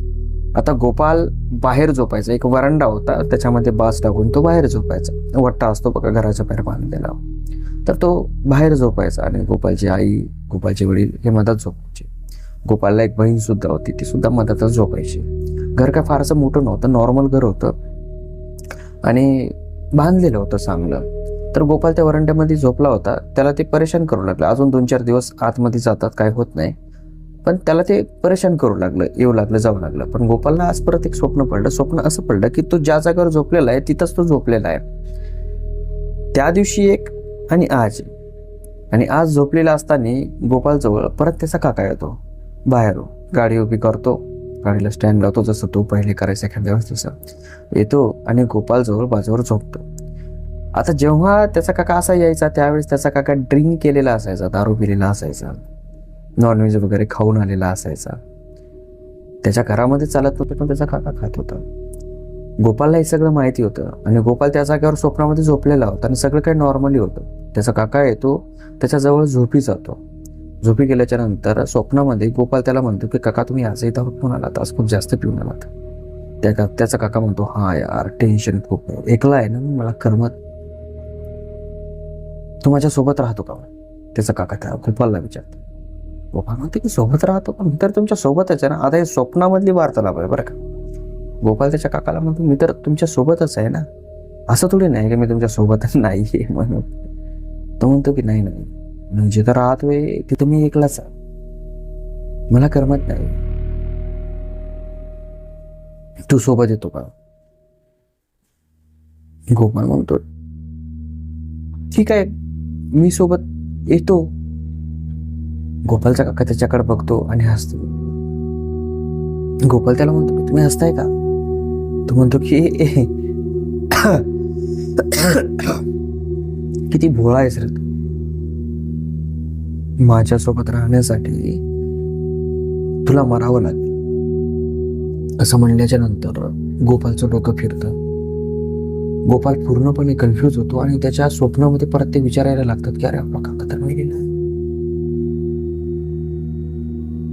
स्वप्नामध्ये होतं बघा कधी कधी माणसासोबत, असं नाही की होत नाही म्हणून. आता हे सगळं, आता इमॅजिनेशन करा की हे जे सगळं होतं ना, हे सगळं संध्याकाळी रात्री होते, तुमच्या स्वप्नामध्ये जे होते तुम्हाला सत्य रिअल दिसतंय, तुमच्यासोबत ते घडतंय.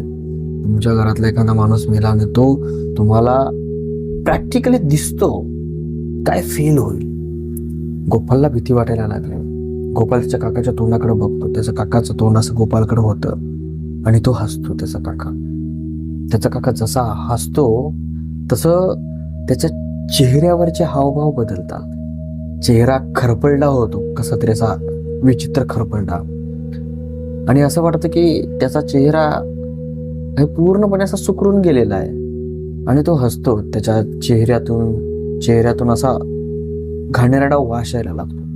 गोपालला तो वास सहन होत नाही. गोपाल दचकतो आणि उठतो आणि जसा तो उठतो तसं त्याला कळतं की हे आपल्याला स्वप्न पडायले. आणि जसा तो इकडे शेजारी बघतो, स्वप्न पडलंय हे माहित होतं, त्याला माहित झालं की माझं स्वप्न मोडलंय. पण जसा तो शेजारी बघतो तसं त्याला त्याचा काका तिथं झोपलेला दिसतो. ऍक्च्युली काका झोपलेला दिसतो आणि तो काका झोपलेला तसा दिसत नाही. त्याचं शरीर पूर्णपणे कडक झालेलं असतं आणि त्याचा काका त्याच्याकडे अजिबात बोलत नाही, बघत नाही. कारण मृतदेह कसं असं बसलेलं असतं, कडक होतं जास्त वेळ झाल्याच्या नंतरच्या 1-2 दिवस झाल्याच्या नंतर त्याचा हातही असा वागत नाही, मृतदेहाचा एकदम कडक होता. तशा प्रकारचा त्याचा काका कडक झाला होता. तो झोपला होता त्याच्या शेजारी. गोपाल उठतो, जोरात ओरडतो. ओरडल्याच्या नंतर शेजार पाजारची लोक उठतात, येतात. घरातले त्याचे आई वडील असतात, ते उठून त्याच्याकडे येतात की काय झालं. गोपाल का ओरडतो बघता तर गोपाल पूर्णपणे घामाझोकळी झालेला. त्याचं अंग पूर्ण असं चळचळ कापते. त्याला काय कळत नाही ना. त्याच्या आई वडील त्याला विचारतात की काय झालं गोपाल, अरे तू असा का ओरडतोस. गोपाल फक्त त्या माझ्याकडे असं बघत नसतो. 15 ते 20 मिनिटं गोपालच्या तोंडातून आवाज निघत नाही. 20 मिनिटाच्या नंतर गोपाल थोडासा शुद्धीवर आल्यासारखा येतो. आताही त्याचे हात असे चळ कापलेले असतात. त्याच्या अंगाला गोज बंब यायलेले असतात. आपल्या मराठी भाषेमध्ये काटा आला असं म्हणतो. अशा चर त्याच्या शरीरामध्ये अशा भीतीच्या लहरा अशा उडू लागल्या. 10 ते 15 मिनिटं नंतर तो जरा शुद्धीवर आला. त्याच्या बहिणीनं पाणी आणलं, त्याला पाणी पिलं आणि त्याने तांब्यावर पाणी पिलं आणि पाणी पिल्याच्या नंतर तो सारखं त्या बाजाकडे बघत होतो. त्याच्या वडील, काय झालंय काय तुला, असं तू बाजाकडे का बघतोयस. तो म्हणतो की काका आला होता. ते काका आला होता. आणि त्या दिवशी तसं झाल्याच्या नंतर तो दुसऱ्या दिवशी दिवसभर चांगला राहिला आणि त्याच्यानंतरच्या दिवशीपासून जसा तो झोपला आणि झोपेतून तो सकाळी उठला तसं त्याला काही समजत नव्हतं. तो मंद बुद्धीसारखा राहायला ना. त्याला काय कळत नव्हतं. त्याला जेवायचं कळत नव्हतं, त्याला टॉयलेट करायचं कळत नव्हतं, त्याला सू करायचं कळत नव्हतं. तो एकदमपणे मंद बुद्धीचा झाला होता. त्याला काही फिलिंगच नव्हत्या. 2-4 दिवस तो तसा राहिला. त्याला काय कळतच नव्हतं. मग कोणीतरी सजेशन दिलं त्याच्या घरच्यांना की तुम्ही याला सैलानीवर घेऊन जा, तिथं थोडासा विलाज होतो आणि तिथं गेल्याच्या नंतर जे काय हा प्रकार आहे हा निघून जातो. आणि आश्चर्याची गोष्ट अशी की ज्या वेळेस गोपालला गाडीत बसून सैलानीला घेऊन जात होते, जसं सैलानी बाबाचा जो स्थान आहे ते जवळ येत होतं ना, तसं गोपालचं शरीर व्हायब्रेट करत होतं. ॲटोमॅटिक हलत होतं. झोंबी कशा असतात ना, फक्त चेहरा असं सगळं शरीर असं हलते, तशा प्रकारचं गोपालचं शरीर पूर्णपणे हलत होतं. जेव्हा सैलानी बाबाच्या दरबारात गेले त्या गोपालला घेऊन, त्यावेळेस असं वाटत होतं की गोपालला कोणीतरी दुसरं कंट्रोल करतं. आणि ते तब्बल 15 दिवस राहिले. 15 दिवस त्याचा विलाज चालला गोपालचा आणि 15 दिवसाच्या नंतर गोपाल ठीक राहिला. आणि ठीक झाल्याच्या नंतर जेव्हा सगळे घरी आल्याच्या नंतर एका दिवशी आई त्याची सहज त्याला विचारते की गोपाल, पाठीमागं जे तुझ्यासोबत झालं ते तुला माहिती आहे का. गोपाल म्हणला की नाही. मग त्याची आई म्हणते की तू जाग्यावर नव्हता, तू असा होता. त्यावेळेस गोपालनं सांगितलं की मी माझ्या शरीरामध्येच नव्हतो, मी काकासोबत बसलेला होतो. काकासोबत गप्पा मारायचो. काकाने येऊ दिलं नाही मला 15 दिवस त्यांनी त्यांच्या जवळ ठेवलं. त्याची आई फक्त ऐकलं. त्याची आई म्हणते की कसं होतं. तो म्हणतो की फार विचित्र होतं. फक्त काका तेवढे दिसायचे, बाकी सगळा काळोख दिसायचा. मला काही दिसायचं नाही, फक्त काका दिसायचे. ते गप्पा मारायचे. मला तिथं भूकही लागली नाही, मला टॉयलेटही लागली नाही, मला सुई लागली. पण ऍक्च्युअली मध्ये गोपाल इकडे तो सगळं काही करायचा आणि त्याचं शरीर करायचं, पण त्याला माहिती नव्हतं. तो गोपालला ती गोष्ट सांगितली. ती गोष्ट तिथं बी सांगितली सैलानी बाबावर, पण त्याच्या आईला नव्हती सांगितली. आणि आपल्याला जी स्टोरी आलेली आहे त्याच्या आईनेच पाठवली. तर असा प्रकार झाला होता. तर आपली स्टोरी इथं संपते. स्टोरी आवडली असेल स्टोरीला लाईक करा, चॅनलला सबस्क्राईब करा. आणि जर तुमच्यापाशी अशी एखादी स्टोरी असेल तर मला कमेंट बॉक्समध्ये तुम्ही असं सांगा की माझ्यापाशी एक स्टोरी आहे, तेव्हा मी तुम्हाला तुमच्या कमेंटचा रिप्लाय देईल. त्यामध्ये माझा व्हॉट्सअप नंबर देईल, त्यावर तुम्ही तुमची स्टोरी मला शेअर करू शकता. तर चला भेटूया समोरच्या स्टोरीमध्ये. तोपर्यंत जय हिंद. जय महाराष्ट्र. आज एक कथा सांगतो तुम्हाला, जी की सत्य आहे आणि एका विनोद नावाच्या मुलासोबत घडलेली आहे. आणि ही कथा एका शेतकऱ्याची आहे. असले अनुभव, असले थरारक अनुभव, असले भीतीदायक अनुभव कुणाला ना कुणाला येतच असतात. एका मुलाचं नाव विनोद असं असतं आणि तो शहरामध्ये एका कंपनीमध्ये कामाला असतो. आता जो विनोद असतो त्याला ना शेती करण्याची फार जास्त आवड असते, खूप जास्त आवड. पण त्याचे जे वडील असतात त्यांचं म्हणणं असं असतं की शेतीमध्ये काही पडलं नाही, कारण शेती करणाऱ्या शेतकऱ्याला मेहनतीशिवाय दुसरं काहीच भेटत नाही. सगळं काही निसर्गावर अवलंबून असतं. निसर्गाने साथ दिली तर शेतीतील माल येतो, तेव्हा कुठंतरी शेतकऱ्याला उरतं. पण विनोदचं तसं म्हणणं नव्हतं. विनोदचं असं म्हणणं होतं की शेती जर विचार करून केली, चांगल्या पद्धतीनं केली तर शेतीमध्ये बरंच काही उरू शकतं.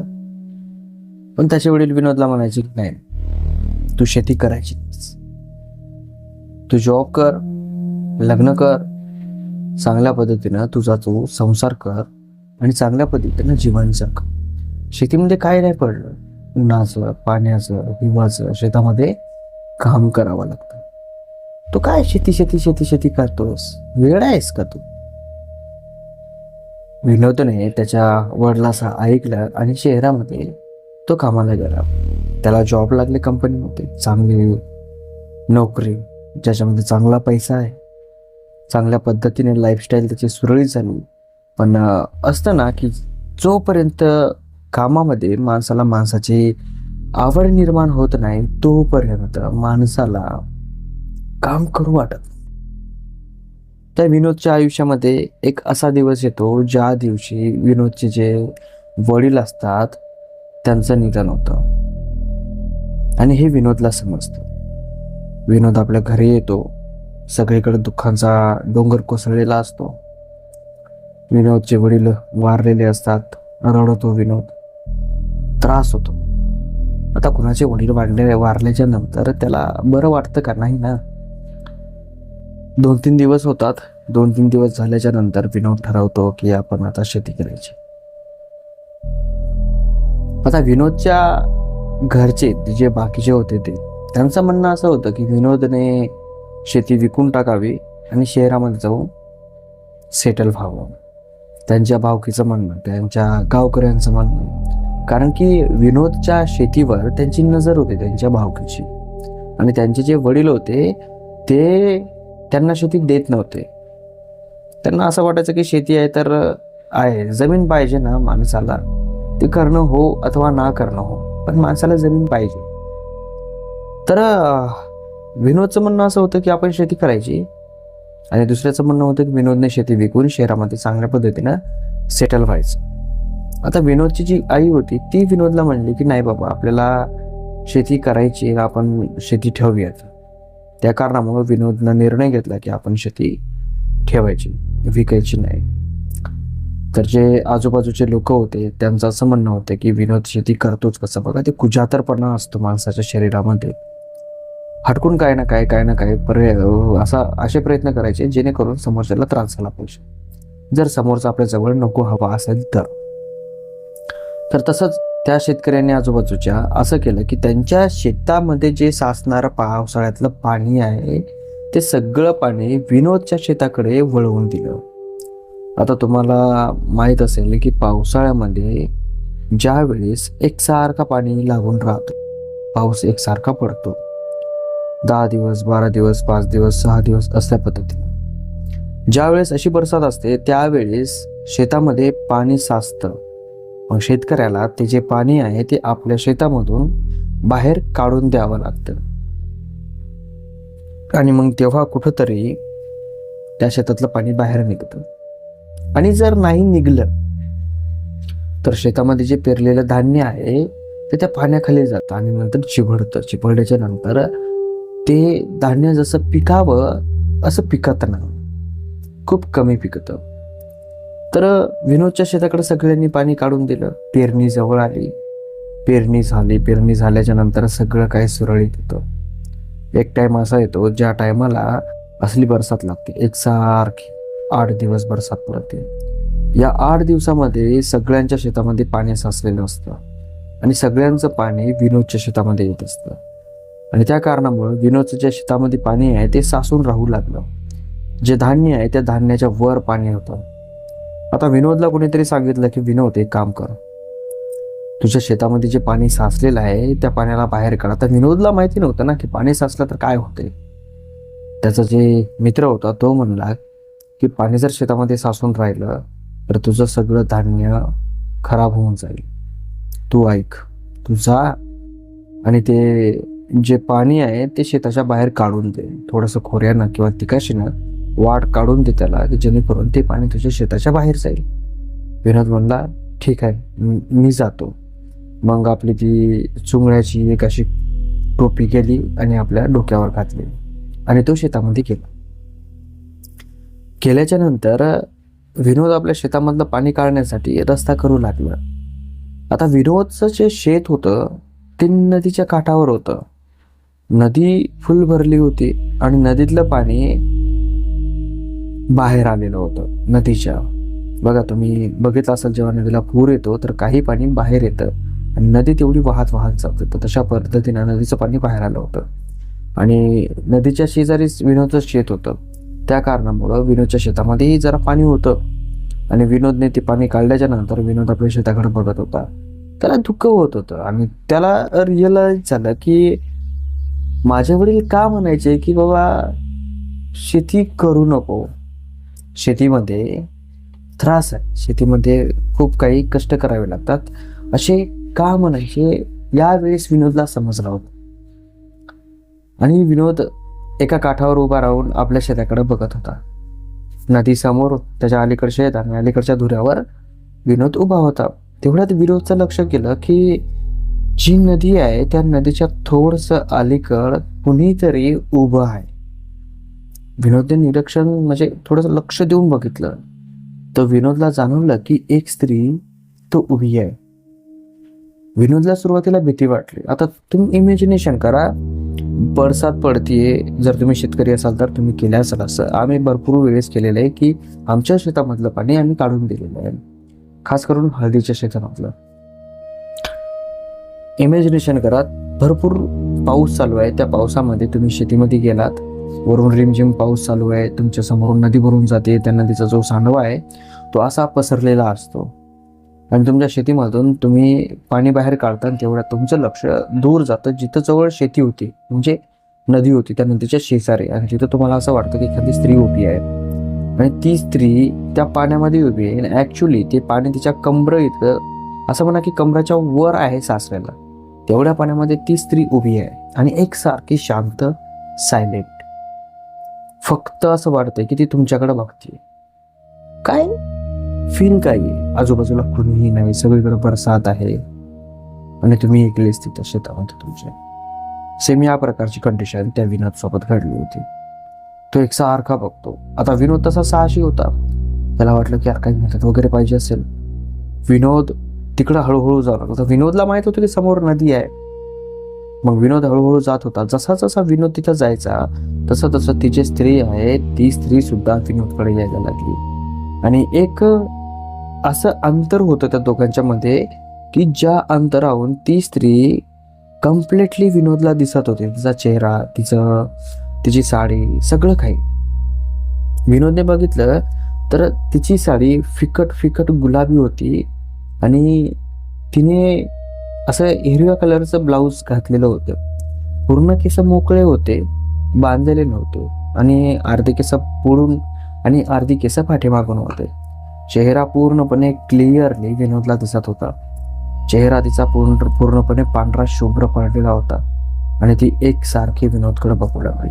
एक अंतर असतं, त्या अंतरावरून आपल्याला समोरच्या माणसाचा पूर्ण चेहरा दिसतो. तशा पद्धतीचं यांच्यात अंतर होतं. विनोदने बघितलं आणि मग ते जे तेवढं अंतर होतं, तेवढं अंतर जसं जसा विनोद चाललाय समोर, ते अंतर संपत नव्हतं, तेवढंच होतं. विनोद कन्फ्यूज झाला की यार असं कसं शक्य आहे.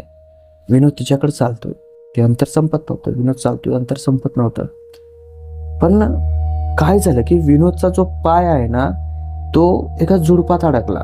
बोराटीची झुडप असतं ना त्या झुडपामध्ये. आणि विनोदच्या पायाला ते वरखंडल्या. विनोदला आग झाली पायाची. तो खाली वाकला आणि आपला पाय त्या याच्यातून काढला. आणि जसा तो पाय बाहेर काढला तसं विनोदला अनुभव आला की आपण ज्या जागेवर उभे आहोत त्या जागेवर जे पाणी साचलेलं आहे ते पाणी आपल्या छातीपर्यंत आहे. आता तुम्ही म्हणसाल की पाय बोराटीत अडकला ते कसं कळालं? कारण की कसं असतं ना, माणसाला ओळखू येतं. बोरीच्या झुडपात अडकलाय, साध्या झुडपात अडकलाय, एखाद्या लाकडात अडकलाय किंवा बाळवेच्या काट्यांच्या फळक्यात अडकलाय, हे सगळं माणसाला समजतं. तसं विनोदला समजलं की बोराटीमध्ये आपला पाय अडकलेला आहे. त्याने कसा बसा काढला बाहेर. आणि तेव्हा त्याला जाणवलं की यार आपण या जागेवर उभे आहोत. मग जेव्हा विनोद समोर बघतो त्यावेळेस ती स्त्री बरोबर नदीच्या मधोमध होती. आणि ती तेवढीच विनोदला दिसत होती. आता विनोदच्या लाईट लागली. विनोद म्हणला की अरे बाप रे बाप, हे कसं शक्य आहे? एवढी मोठी नदी वाहतीये, त्या नदीच्या मधोमध ती स्त्री एकदम सायलेंटली उभी आहे आणि छाती इतकी दिसतीये फक्त. हे कसं शक्य आहे? विनोदला तिथं थोडंसं विचित्र वाटलं आणि त्याला समजलं की नाही, ही साधी गोष्ट नाही, ही फार भयानक गोष्ट आहे. विनोद पाठीमागं वळला आणि आपल्या शेताकडं, आपल्या रस्त्याकडं निघाला. आता तो फार घाबरला होता. त्याला माहीत झालं होतं ना की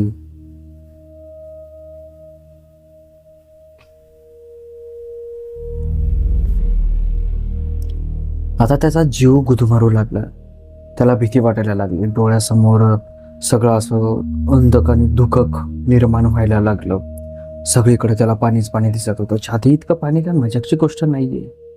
पण ते तरी बरं होतं की जे छाती इतकं पाणी होतं ते स्टेबल होतं. जे ॲग्रेसिव्ह पाणी होतं ते नदीमध्ये होतं आणि नदीच्या बाहेर हे काही अंतरावर होतं. त्या कारणामुळे याला तेवढंच असं होल्ड्यासारखं फील होत नव्हतं, पण तेवढं जोरात याला चलताही येत नव्हतं. फार भीती वाटू लागली, एकदम डेंजरस, खतरनाक. विनोद कसा बसा असा समोर येऊ लागला. तसं तसं त्याचा जीव गुदमरू लागला, घाबरू लागला. त्याला त्या पडत्या पाण्यामध्ये सुद्धा गरमी होऊ लागली. त्याचं पूर्ण शरीर असं त्याला वाटत होतं की पाणी कमी लागतोय आणि माझ्या शरीरातला जो घाम आहे तो जास्त प्रमाणामध्ये मला जाणवतो. तो आपल्या शेतामध्ये आला, पोहोचला शेतामध्ये आणि आपल्या धुऱ्यावर बसला आणि तो तिकडे बघायला लागला. ती स्त्री अजूनही त्याच जागेवर होती. आणि ऍक्च्युली एक असा विचार झाला त्याचा की मी जर तिच्यापाशी गेलो असतो तर माझा जीव गेला असता. त्याला काही कळत नव्हतं, त्याला विचार सुचत नव्हते. त्याला कोणीकडे जावं आणि कोणीकडे नाही हे सुद्धा समजत नव्हतं. त्याला असं वाटत होतं की मी इथं माझ्या शेतामध्ये आलो तरी कसा. तो ज्या प्रकारे तिथून इथपर्यंत आला तेवढ्या प्रवासामध्ये त्याची काय हालत झाली हे फक्त विनोदलाच माहिती होतं. आणि त्याला इथून ती स्त्री दिसतीये, अजून पण दिसतीये ती स्त्री. आणि ती स्त्री त्या नदीमध्ये उभी आहे आणि विनोद तिच्याकडे एक सारखा बघतोय. ती स्त्री असं वाटते की तिथून ती विनोदला बघतीये. कंप्लीट अर्धा घंटा तो त्या जागेवर बसलेला होता. तो फक्त आणि फक्त तिच्याकडेच बघत होता. पण ती स्त्री काय तिथून हलली नाही. मग यानं ठरवलं की आपण घराकडे जायचं आणि आपल्या मित्राला घेऊन यायचं आणि त्याला दाखवायचं. विनोद शेताच्या बाहेर निघतो, रोडवर जातो आणि तिथून घराकडे निघतो. त्याच्या मित्राच्या घरी जातो. मित्राच्या घरी गेल्याच्या नंतर त्याचा मित्र झोपलेला असतो. त्याला उठवतो. त्याला म्हणतो की विनोद म्हणतो, अरे आकाश, चाल की शेताकडे जाऊन येऊयात. आता विनोदच्या चेहऱ्यावर जी भीती होती ती भीती नॉर्मली दिसायला येऊ लागली की विनोदला भीती वाटते म्हणून. जेव्हा तो उठला, त्याचा मित्र त्याच्याकडे बघितलं, त्याने ओळखलं की यार काय झालं विनोद, तू असा भिल्यासारखा का दिसतोयस? काय काय झालं काय तुला? पहिले तर त्याच्या मित्राला वाटलं की घरची काहीतरी पर्सनल प्रॉब्लेम आहे. त्याला असं वाटलं की यार कुणीतरी एक्सपायर झालं काय की याच्या घरचं, म्हणून हा इतका भीतोय. पण जेव्हा तो याला सांगतोय की भाई मी शेतामध्ये गेलो होतो शेतातील पाणी बाहेर काढायला, तेव्हा माझी नजर नदीकडे गेली तर नदीमध्ये एक स्त्री उभी होती. आता त्याचा मित्र जो आहे तो त्याला बघून म्हणू लागला काही हेडा झाला काय, बाई कशाला तितक्या लांब जाईल शेतामध्ये मरायला? हा म्हणले की मी माझ्या डोळ्यानं बघितलंय, ती बाई तिथं होती आता याचा जो मित्र आहे त्याचे वडील तिथंच होते. त्याच्या वडिलांनी ही गोष्ट ऐकली. मग ते आल्याच्या नंतर विनोदला म्हणतात की काय विनोदराव, इतके भिल्यासारखे का वाटतायत? आता विनोद इथं थोडासा शांत होता. तो काय बोलला नाही, कारण की कसं असतं ना, काही गोष्टी आपल्या लाईफमध्ये घडल्याच्या नंतर त्या गोष्टी दुसऱ्याला सांगावं की न सांगावं याला थोडीशी माणसाला भीती वाटते. तर विनोद थोडासा शांतच होता. विनोद काय बोलला नाही, पण त्याच्या वडिलांनी सगळं काय ऐकलं होतं त्याच्या मित्राच्या वडिलांनी. त्याच्या मित्राचे वडील म्हणले की काय पाहिलं काय शेताकड? हा म्हणला की हां पाहिलं. मग नंतर विनोदने सांगितलं की अशी एक बाई आहे, तिला मी बघितलेलं आहे.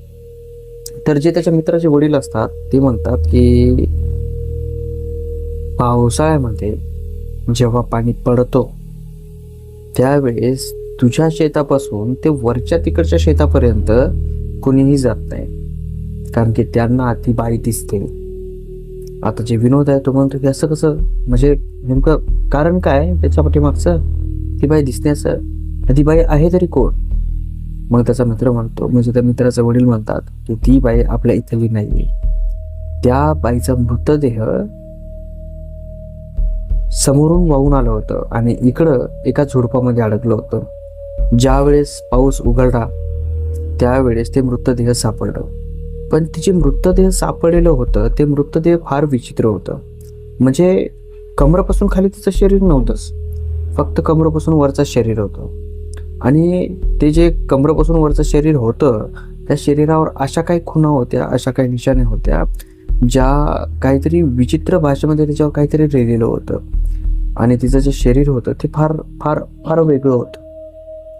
नॉर्मली माणसाचं शरीर कसं असतं, डोळे असतात, नाक असतं, तोंड असतं, पण तिचं जे शरीर होतं ते फारच विचित्र होतं. जे तिचे डोळे होते ते डोळे तिच्या त्वचेच्या रंगाचे होते, पांढऱ्या. म्हणजे तिचं तोंड होतं, तिचं तोंड फक्त अर्ध उघडं होतं आणि अर्ध बंद होतं. आणि जे नाक होतं ते नाक सुद्धा एक, जी नाकाची नळी असतात ना आपल्या मधातल्या, त्याच्यातली एक नाकाची नळी काय म्हणजे पूर्ण असं पॅक, आणि एकच होती जी नॉर्मल होती ती, अशा पद्धतीनं होतं. आणि तिचं शरीर पूर्णपणे पांढरं शुभ्र होतं. गोरं पान असणं आणि पांढरं असणं हे वेगळा प्रकार राहील. तिचं शरीर पूर्णपणे पांढरं होतं, जसं की हा कलर आहे ना अशा प्रकारचं. आणि ती जी बाई आहे ती कोण होती, कुठली होती हे आजही कुणाला माहिती नाही. पण तुझ्यासारखे कित्येक माणसं असे आहेत की त्यांनी या बाईला बघितले. आणि जर एखाद्या माणसाने या बाईच्या जवळ गेला आणि त्याला जर समजा काही समजलं नाही तर तो नदीमध्ये वाहून गेला. जर त्याला पोहणं असेल तर तो कुठं अडकून बडकून कसा बसा निघतो, अन्यथा त्याचा मृतदेह पुढच्या गावामध्ये भेटतो. आता देवाची कृपा अशी असते त्या जाग्यावर की जेव्हा जेव्हा ती बाई कोणाला बोलावते किंवा कोणाला दिसते तेव्हा तेव्हा जो समोरचा माणूस आहे तो शुद्धीवर आल्यासारखा येतो. ॲटोमॅटिक कसा येतो हे माहिती नाही, पण तो येतो. आजपर्यंत आपल्या गावामध्ये 5 ते 6 लोकांना ती स्त्री दिसलेली आहे. आणि ती स्त्री या गावामध्ये, पुढच्या गावामध्ये आणि आपल्या अगोदरच्या गावामध्ये, या तिन्ही गावांमध्ये दिसते. तर असं जर काही झालं तर नकोच अफचल. त्या दिवशीपासून विनोद कधीही बरसातीमध्ये आपल्या शेतामध्ये जात. तो अगोदरच टिपणं लावून ठेवतो की अशानं असं वरायचं, अशानं असं, मग पाण्याचं ॲडजस्टमेंट होऊन जाईल. तर ही जी घटना होती ही घटना एका शेतकऱ्यासोबत घडलेली होती विनोद नावाच्या. आणि ती घटना मी आज तुम्हाला सांगितली. तर ही स्टोरी इथंच संपते. एक सत्य अनुभव म्हणल्या जाईल याला. आणि जरी सत्य नसेल तरी मनोरंजन म्हणून ऐकलं पाहिजे. तर असले काही अनुभव, असल्या काही कथा तुमच्यापाशी असतील तर तुम्ही मला त्या शेअर करू शकता. फक्त तुम्हाला एक काम करायचंय, व्हिडिओच्या खाली कमेंट करायची की माझ्यापाशी एक कथा आहे. मी तुम्हाला तुमच्या कमेंटला रिप्लाय देईल आणि त्या रिप्लायमध्ये व्हॉट्सअप नंबर देईल ज्यावर तुम्ही तुमची स्टोरी मला सेंड करू शकता. तर भेटूया समोरच्या स्टोरीमध्ये. तोपर्यंत जय हिंद, जय महाराष्ट्र. समजा तुम्ही तुमच्या घरामध्ये बसलायत, निवांत बसलायत, डोक्यामध्ये कुठलाही विचार नाही, टेन्शन नाही, एकदम रिलॅक्स. अचानक तुम्हाला उघड्या डोळ्याने एक स्वप्न पडतं. त्या स्वप्नामध्ये तुमचा मृत्यू होतो आणि मृत्यू ना फार क्रूर पद्धतीने होतो. जसं की एखाद्या रेल्वेखाली किंवा एखाद्या वाहनाखाली जेव्हा माणूस चिरडतं त्यावेळेस तशा पद्धतीचा मृत्यू तुमचा होतो आणि तुम्हाला ते सगळं दृश्य दिसतं. तुमचा हात चिरलेला, डोकं चिरलेलं, पाय चिरलेलं, पोटातून आतडे बाहेर पडलेले आणि ते सगळं तुम्हाला जाणवतं आणि अचानक तुम्ही त्या स्वप्नामधून बाहेर येता. आणि जेव्हा ते सगळं होत होतं त्याचा जे त्रास आहे तो सगळा काही तुम्हाला जाणवत होता. तेवढा त्रास तुम्हाला ॲक्च्युअलमध्ये होत होता आणि तुम्ही अचानक मग त्या स्वप्नामधून बाहेर निघता आणि आजूबाजूला बघता की तुम्हाला तर काही झालेलंच नाही आहे. तुम्ही रिलॅक्स तुमच्या रूममध्ये आहात आणि त्याच्यानंतर तुम्हाला असं समजतं की जे मी बघितलं आहे ते ॲक्च्युली खरं होतं, पण ते काही दिवसाच्या नंतर माझ्यासोबत घडणार होतं. तर तुम्हाला कसं वाटेल? कारण की एक अशी गोष्ट मी तुम्हाला सांगणार आहे ज्या गोष्टीमध्ये असलाच काहीतरी प्रकार आहे. तर एक मुलगा होता ज्याचं नाव आपण विद्युत असं ठेवूयात. तो जो विद्युत आहे तो कॉलेज करायचा, चांगला धष्टपुष्ट मुलगा होता, चांगले म्हणजे शरीर त्याचं चांगलं होतं. आता जो विद्युत आहे तो आपल्या मोटरसायकलवर बसून कॉलेजला जायचा यायचा आणि जे बाकीची कामं आहेत ती करायचं, म्हणजे रेग्युलर नॉर्मल लाईफ जशी एखाद्या मुलाची असती सेम त्या प्रकारे विद्युतची सुद्धा नॉर्मल लाईफ असते. मग रोजच्यासारखं तो आजही कॉलेजला जातो, कॉलेज करतो आणि घराकडे येण्यासाठी निघतो. दुपारची वेळ असते 12-12:30 वाजल्याची आणि त्यावेळेस तो जेव्हा आपल्या बाईकनं घरी येत असतो अचानक त्याची बाईक रस्त्यामध्ये पंक्चर होते. आता ज्या जागेवर पंक्चर होते त्या जागेवर कुठलंही दुकान नव्हतं, नाही कुठले माणसं होते. आता तिथून जे पंक्चरचं दुकान होतं ते 52 किलोमीटर होतं आणि जो विद्युत आहे तो जास्त करून कॉलेजमध्ये कोणाला जास्त बोलायचा नाही, कोणासोबत जास्त संबंध ठेवायचा नाही. त्या कारणामुळे याच्यापेक्षा असे मित्रही नव्हते याचे फोन लावल्या येतील आणि याची गाडी बांधून किंवा याला धक्का मारून तिथपर्यंत नेतील. विद्युतने विचार केला आपल्यासाठी कोणी येणार नाही, आपण एक काम करत आपली गाडी ढकलत त्या दुकानापर्यंत घेऊन जाऊयात. तर विद्युत गाडीहून खाली उतरतो आणि गाडी ढकलत दुकानाकडे घेऊन जातो. आता 52 किलोमीटर म्हणल्याच्या नंतर काय असतं, एखादा जर जवान मुलगा असेल, शरीरामध्ये ताकद असेल तर त्याला 52 किलोमीटरचा काही फरक पडत नाही, तो इझिली तो निघून जातो. आणि तसंही विद्युत रोज व्यायाम करायचा, वर्कआउट करायचा. तर जाता जाता याचं लक्ष रोडच्या साईडला पडलेल्या एका वस्तूवर जातं. विद्युत गाडी थांबवतो, ती वस्तू उचलतो आणि बघतो तर ती एक शिटी असते, आपली वाजवायची शिटी असते ना तशा प्रकारची एक शिटी असते, एकदम नॉर्मल. त्याला काही जास्त तामझाम नाही, त्याच्यावर कुठली डिझाईन नाही, एकदम नॉर्मल बेसिक आणि एक नॉर्मल कलरची, त्याच्यावर कुठलाही व्यतिरिक्त कलर नाही आहे अशी सिटी. पण काय असतं ना की एखादी वस्तू म्हणा किंवा एखादा माणूस म्हणा दिसायला नॉर्मल असतो, त्याच्यामध्ये काही जास्त तामझाम नसतो, एकदम नॉर्मल असतो, पण तो इतका जास्त अट्रॅक्ट असतो ना, माणूस असो किंवा एखादी वस्तू असो, की माणसाचं मन त्याच्याकडे जातं. तर ही जी शिट्टी होती ही शिट्टी त्याच प्रकारची होती, दिसायला एकदम नॉर्मल होती पण मन अट्रॅक्ट करू लागली. आता जो विद्युत आहे त्याने ही शिट्टी घेतली आणि फेकून द्यायचा विचार केला, पण नंतर त्याच्या मनामध्ये असलं की यार कशाला फेकून द्यायचंय, आहे ना, असू दे ना, काय फरक पडतो. माणसाला वाटतं ना की एखादी वस्तू आपल्याला सापडली तर कशाला उगाच फेकून द्यायची. आणि जास्त करून जर ती अट्रॅक्ट करत असेल तर आता विद्युतला हेही माहीत नव्हतं की ती शिट्टी नेमकं याला अट्रॅक्ट करतेच का, कारण काय आहे त्याच्या पाठीमागे याला माहीत नव्हतं. सिटी एकदम नॉर्मल होती. तो विचारही करत होता की यार दिसायला तर एकदम नॉर्मल सिटी आहे, मग ही इतकी अट्रॅक्ट का करते. त्यानं विचार कुठलाही केला नाही, ती सिटी घेतली आणि आपल्या बॅगमध्ये टाकली. तो गेला, पंक्चर काढल्याच्या नंतर घरी गेला, जेवण वगैरे केलं, मित्रांसोबत बाहेर गेला. 1-2 मित्र होते त्याच्या गल्लीमधले, त्याच्या कॉलेजमधले नाही गल्लीमधले, आणि ते पण थोडेसे नॉर्मलसे होते. तर त्यांच्यासोबत बाहेर गेला, थोडंसं काय XYZ काय मजा करायची असेल ती मजा केली आणि घरात परत आला. अभ्यास करायला बसल्याच्या नंतर त्याच्या डोक्यामध्ये अचानक त्या सिटीचे विचार यायला लागले. या अगोदर असं कधीही झालं नाही की विद्युत अभ्यासाला बसला आणि त्याला दुसरे विचार अचानक यायला लागले. हा पहिल्यांदा असा अनुभव त्याला आला सिटीचा, की ती सिटी सापडी कसं. अचानक त्याच्या डोक्यामध्ये त्या सिटीचा विचार आला. तो त्याची स्टडी थांबवतो, बॅग उघडतो, त्याच्यातली सिटी काढतो आणि त्याच्याकडे बघतो. त्याला अलगचं अट्रॅक्शन व्हायला लागलं. तो काय करतो, बघता ती सिटी वाजवल्याच्या नंतर त्याला एक अशी धुंदीशी आल्यासारखी आली आणि शिटी काय त्याने फार जास्त वाजवली नाही, थोडीशी शिटी वाजवली आणि त्याला ती धुंदीशी आल्यासारखी आली आणि त्याच्या डोळ्यासमोर पूर्ण अंधार झाला. आणि नंतर त्याचे जे डोळे आहेत ते उघडले, त्यावेळेस तो एका रेल्वे पटरीवर स्वतःला उभं त्याने जाणवलं.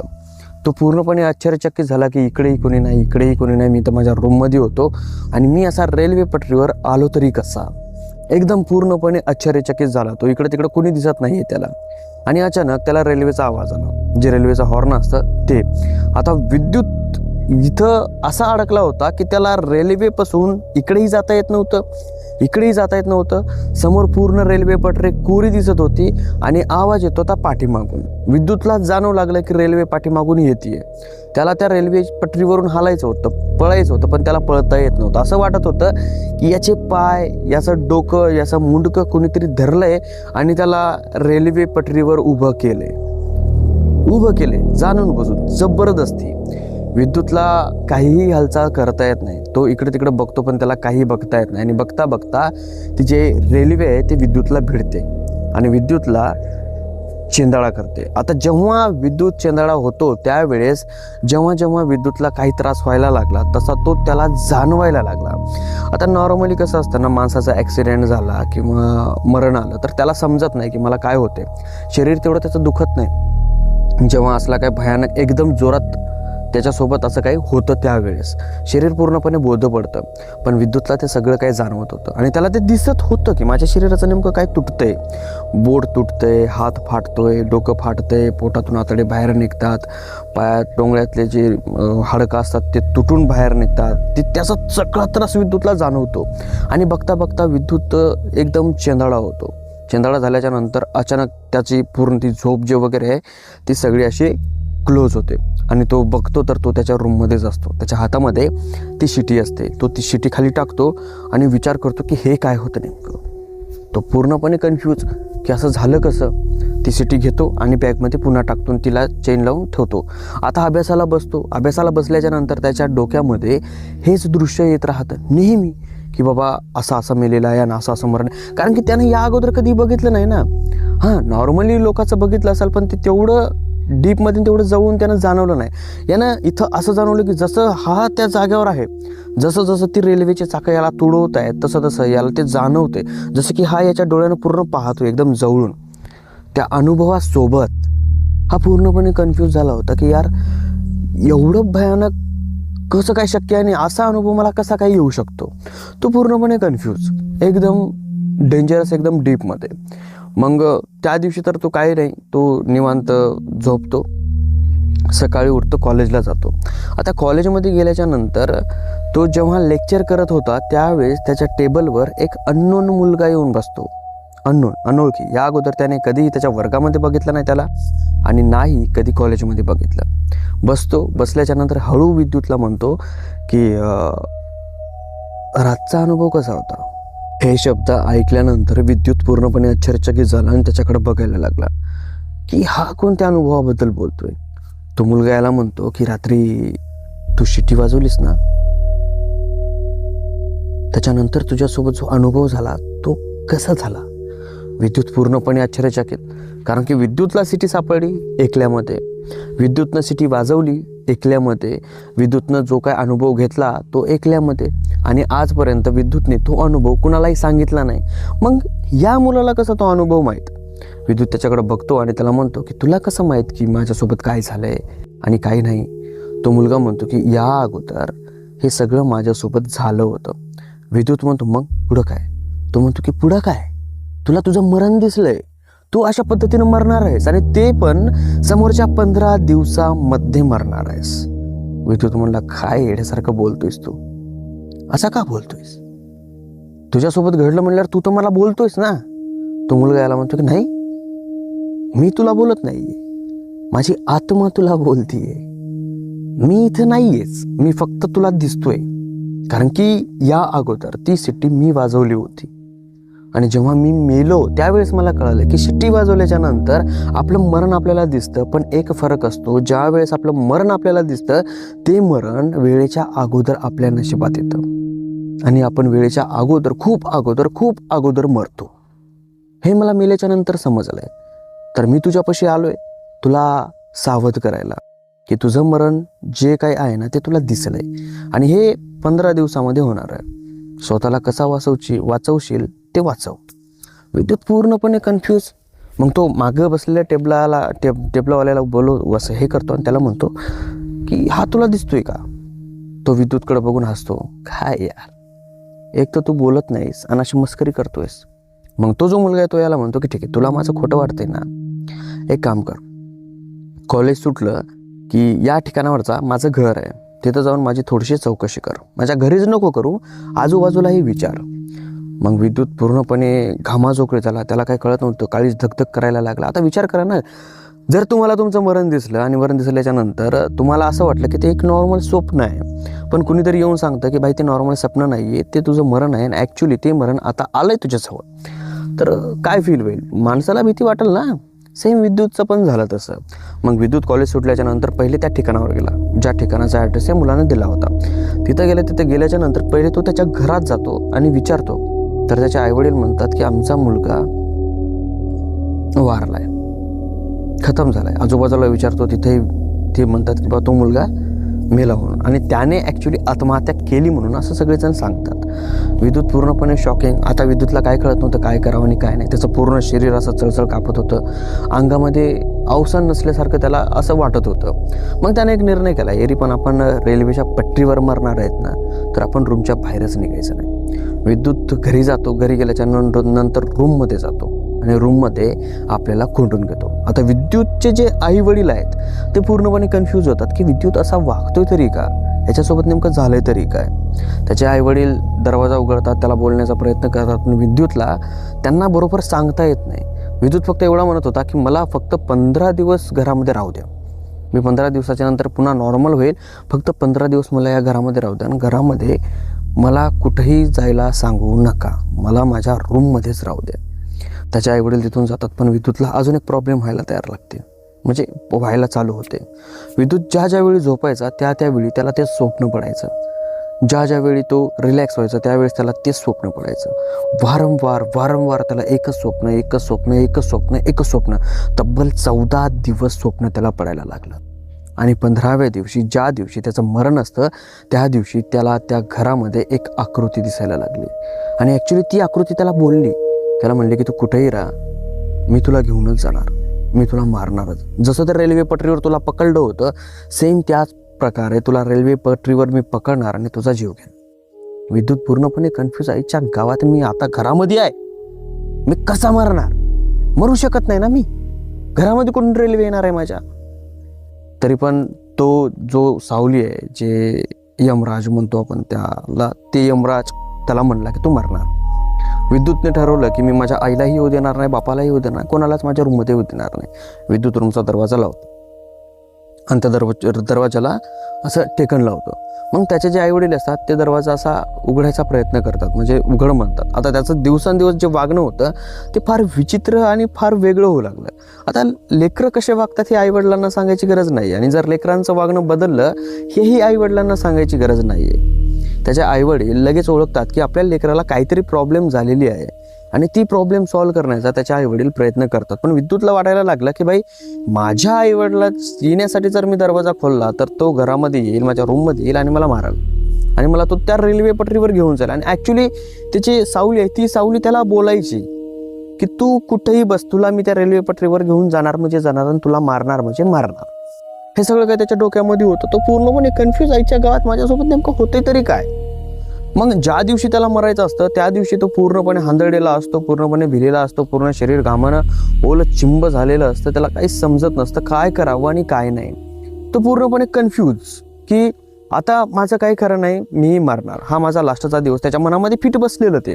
आणि तेवढं त्याचे आई वडील दरवाजा उचलत आहेत, हा दरवाजा पण उघडत नाही. अरे विचार करायची गोष्ट आहे, आपल्याला जर कळलं की आता 1-2 घंट्यामध्ये मी मरणार आहे, तर काय करणार ना माणूस. सेम याच्यासोबत तसंच झालं. काय करणार माणूस, याला काही समजत नव्हतं की नेमकं करावं काय आणि काय नाही करावं म्हणून. तेवढ्यात याला वाटलं की मी आता दरवाजे बंद केलेत, माझ्या आईवडिलांना येऊ देत नाही. तो आईवडिलांना म्हणायला लागला की प्लीज यार, तुम्ही येऊ नका, मला आजच्या दिवस मोकळे सोडा, मी उद्या बाहेर येईल, पण तुम्ही आज येऊ नका. अचानक विद्युतला असं जाणवतं की पाठीमागून कुणीतरी येते. पाठीमागे एक अलमारी होती, त्या अलमारीच्या मधातून एक हात येतो आणि विद्युतच्या इथं मान असते त्या मानेला पकडतो रूममध्ये. आणि जसा तो हात त्या रूममध्ये त्याला पकडतो तसं विद्युतच्या कानावर एक आवाज येतो, रेल्वेच्या हॉर्नचा. आता विद्युतला कळायला लागलं की आपण कुठं जरी असलो आता वाचण्याची शक्यता नाही आहे. आणि बघता बघता तो आवाज एकदम त्याच्या जवळ आला. जसा जवळ आला, विद्युतच्या डोळ्यासमोर त्याचा हा हात मधातून फाटतो, दोन्हीकडे दोन होतो. त्याच्यानंतर त्याचा टोंगळा तो असा तिरपा मोडतो. पायातले जे हाडकं असतात ते त्याच्या त्वचेमधून असे बाहेर येतात, काट काट काट काट काट काट. त्याच्या पोटातले आतडे त्याच्या डोळ्यासमोर असे दिसतात पडायलेले बाहेर. त्याचा हा हात मोडतो, हा तंगडा मोडतो. तो वाऱ्यामध्ये असा पूर्ण असा आदर होतो. जसं रेल्वेने एखाद्या माणसाला धडक मारली की तो कसा होतो, सेम त्या पद्धतीनं तो असा हवेमध्ये होतो. आणि हवेमध्ये त्याचं पूर्ण शरीर मोडलं जातं. बोटाच्या नखापासून ते डोक्याच्या केसापर्यंत त्याला तो त्रास भोगतो. त्याच्या डोळ्यासमोर त्याला दिसतं. बघता बघता त्याचं जे डोकं आहे ते डोकं सुद्धा अर्धं चिरतं. आता त्याचं जे ओरडणं तडपणं हे त्याच्या आईवडिलांना ऐकू येऊ लागलं. त्याचे आईवडील नाही नाही म्हणतात. तो दरवाजा तोडतात आणि आत येतात आणि बघतात तर त्यांचा मुलगा, जो विद्युत नाव आहे त्याचा, तो पूर्णपणे रक्तबंबाळ झालेला असतो आणि तो असा हवेमध्ये तरंगत असतो. बघता बघता तो असा पूर्ण चेंदा होतो. खाली सगळं रक्त साचलेलं असतं, आतडे पडलेले असतात आणि यांच्या डोळ्यासमोर त्यांचा मुलगा जमिनीवर खाली पडतो. अखेरचा श्वास तो मुलगा घेतो आणि मरतो.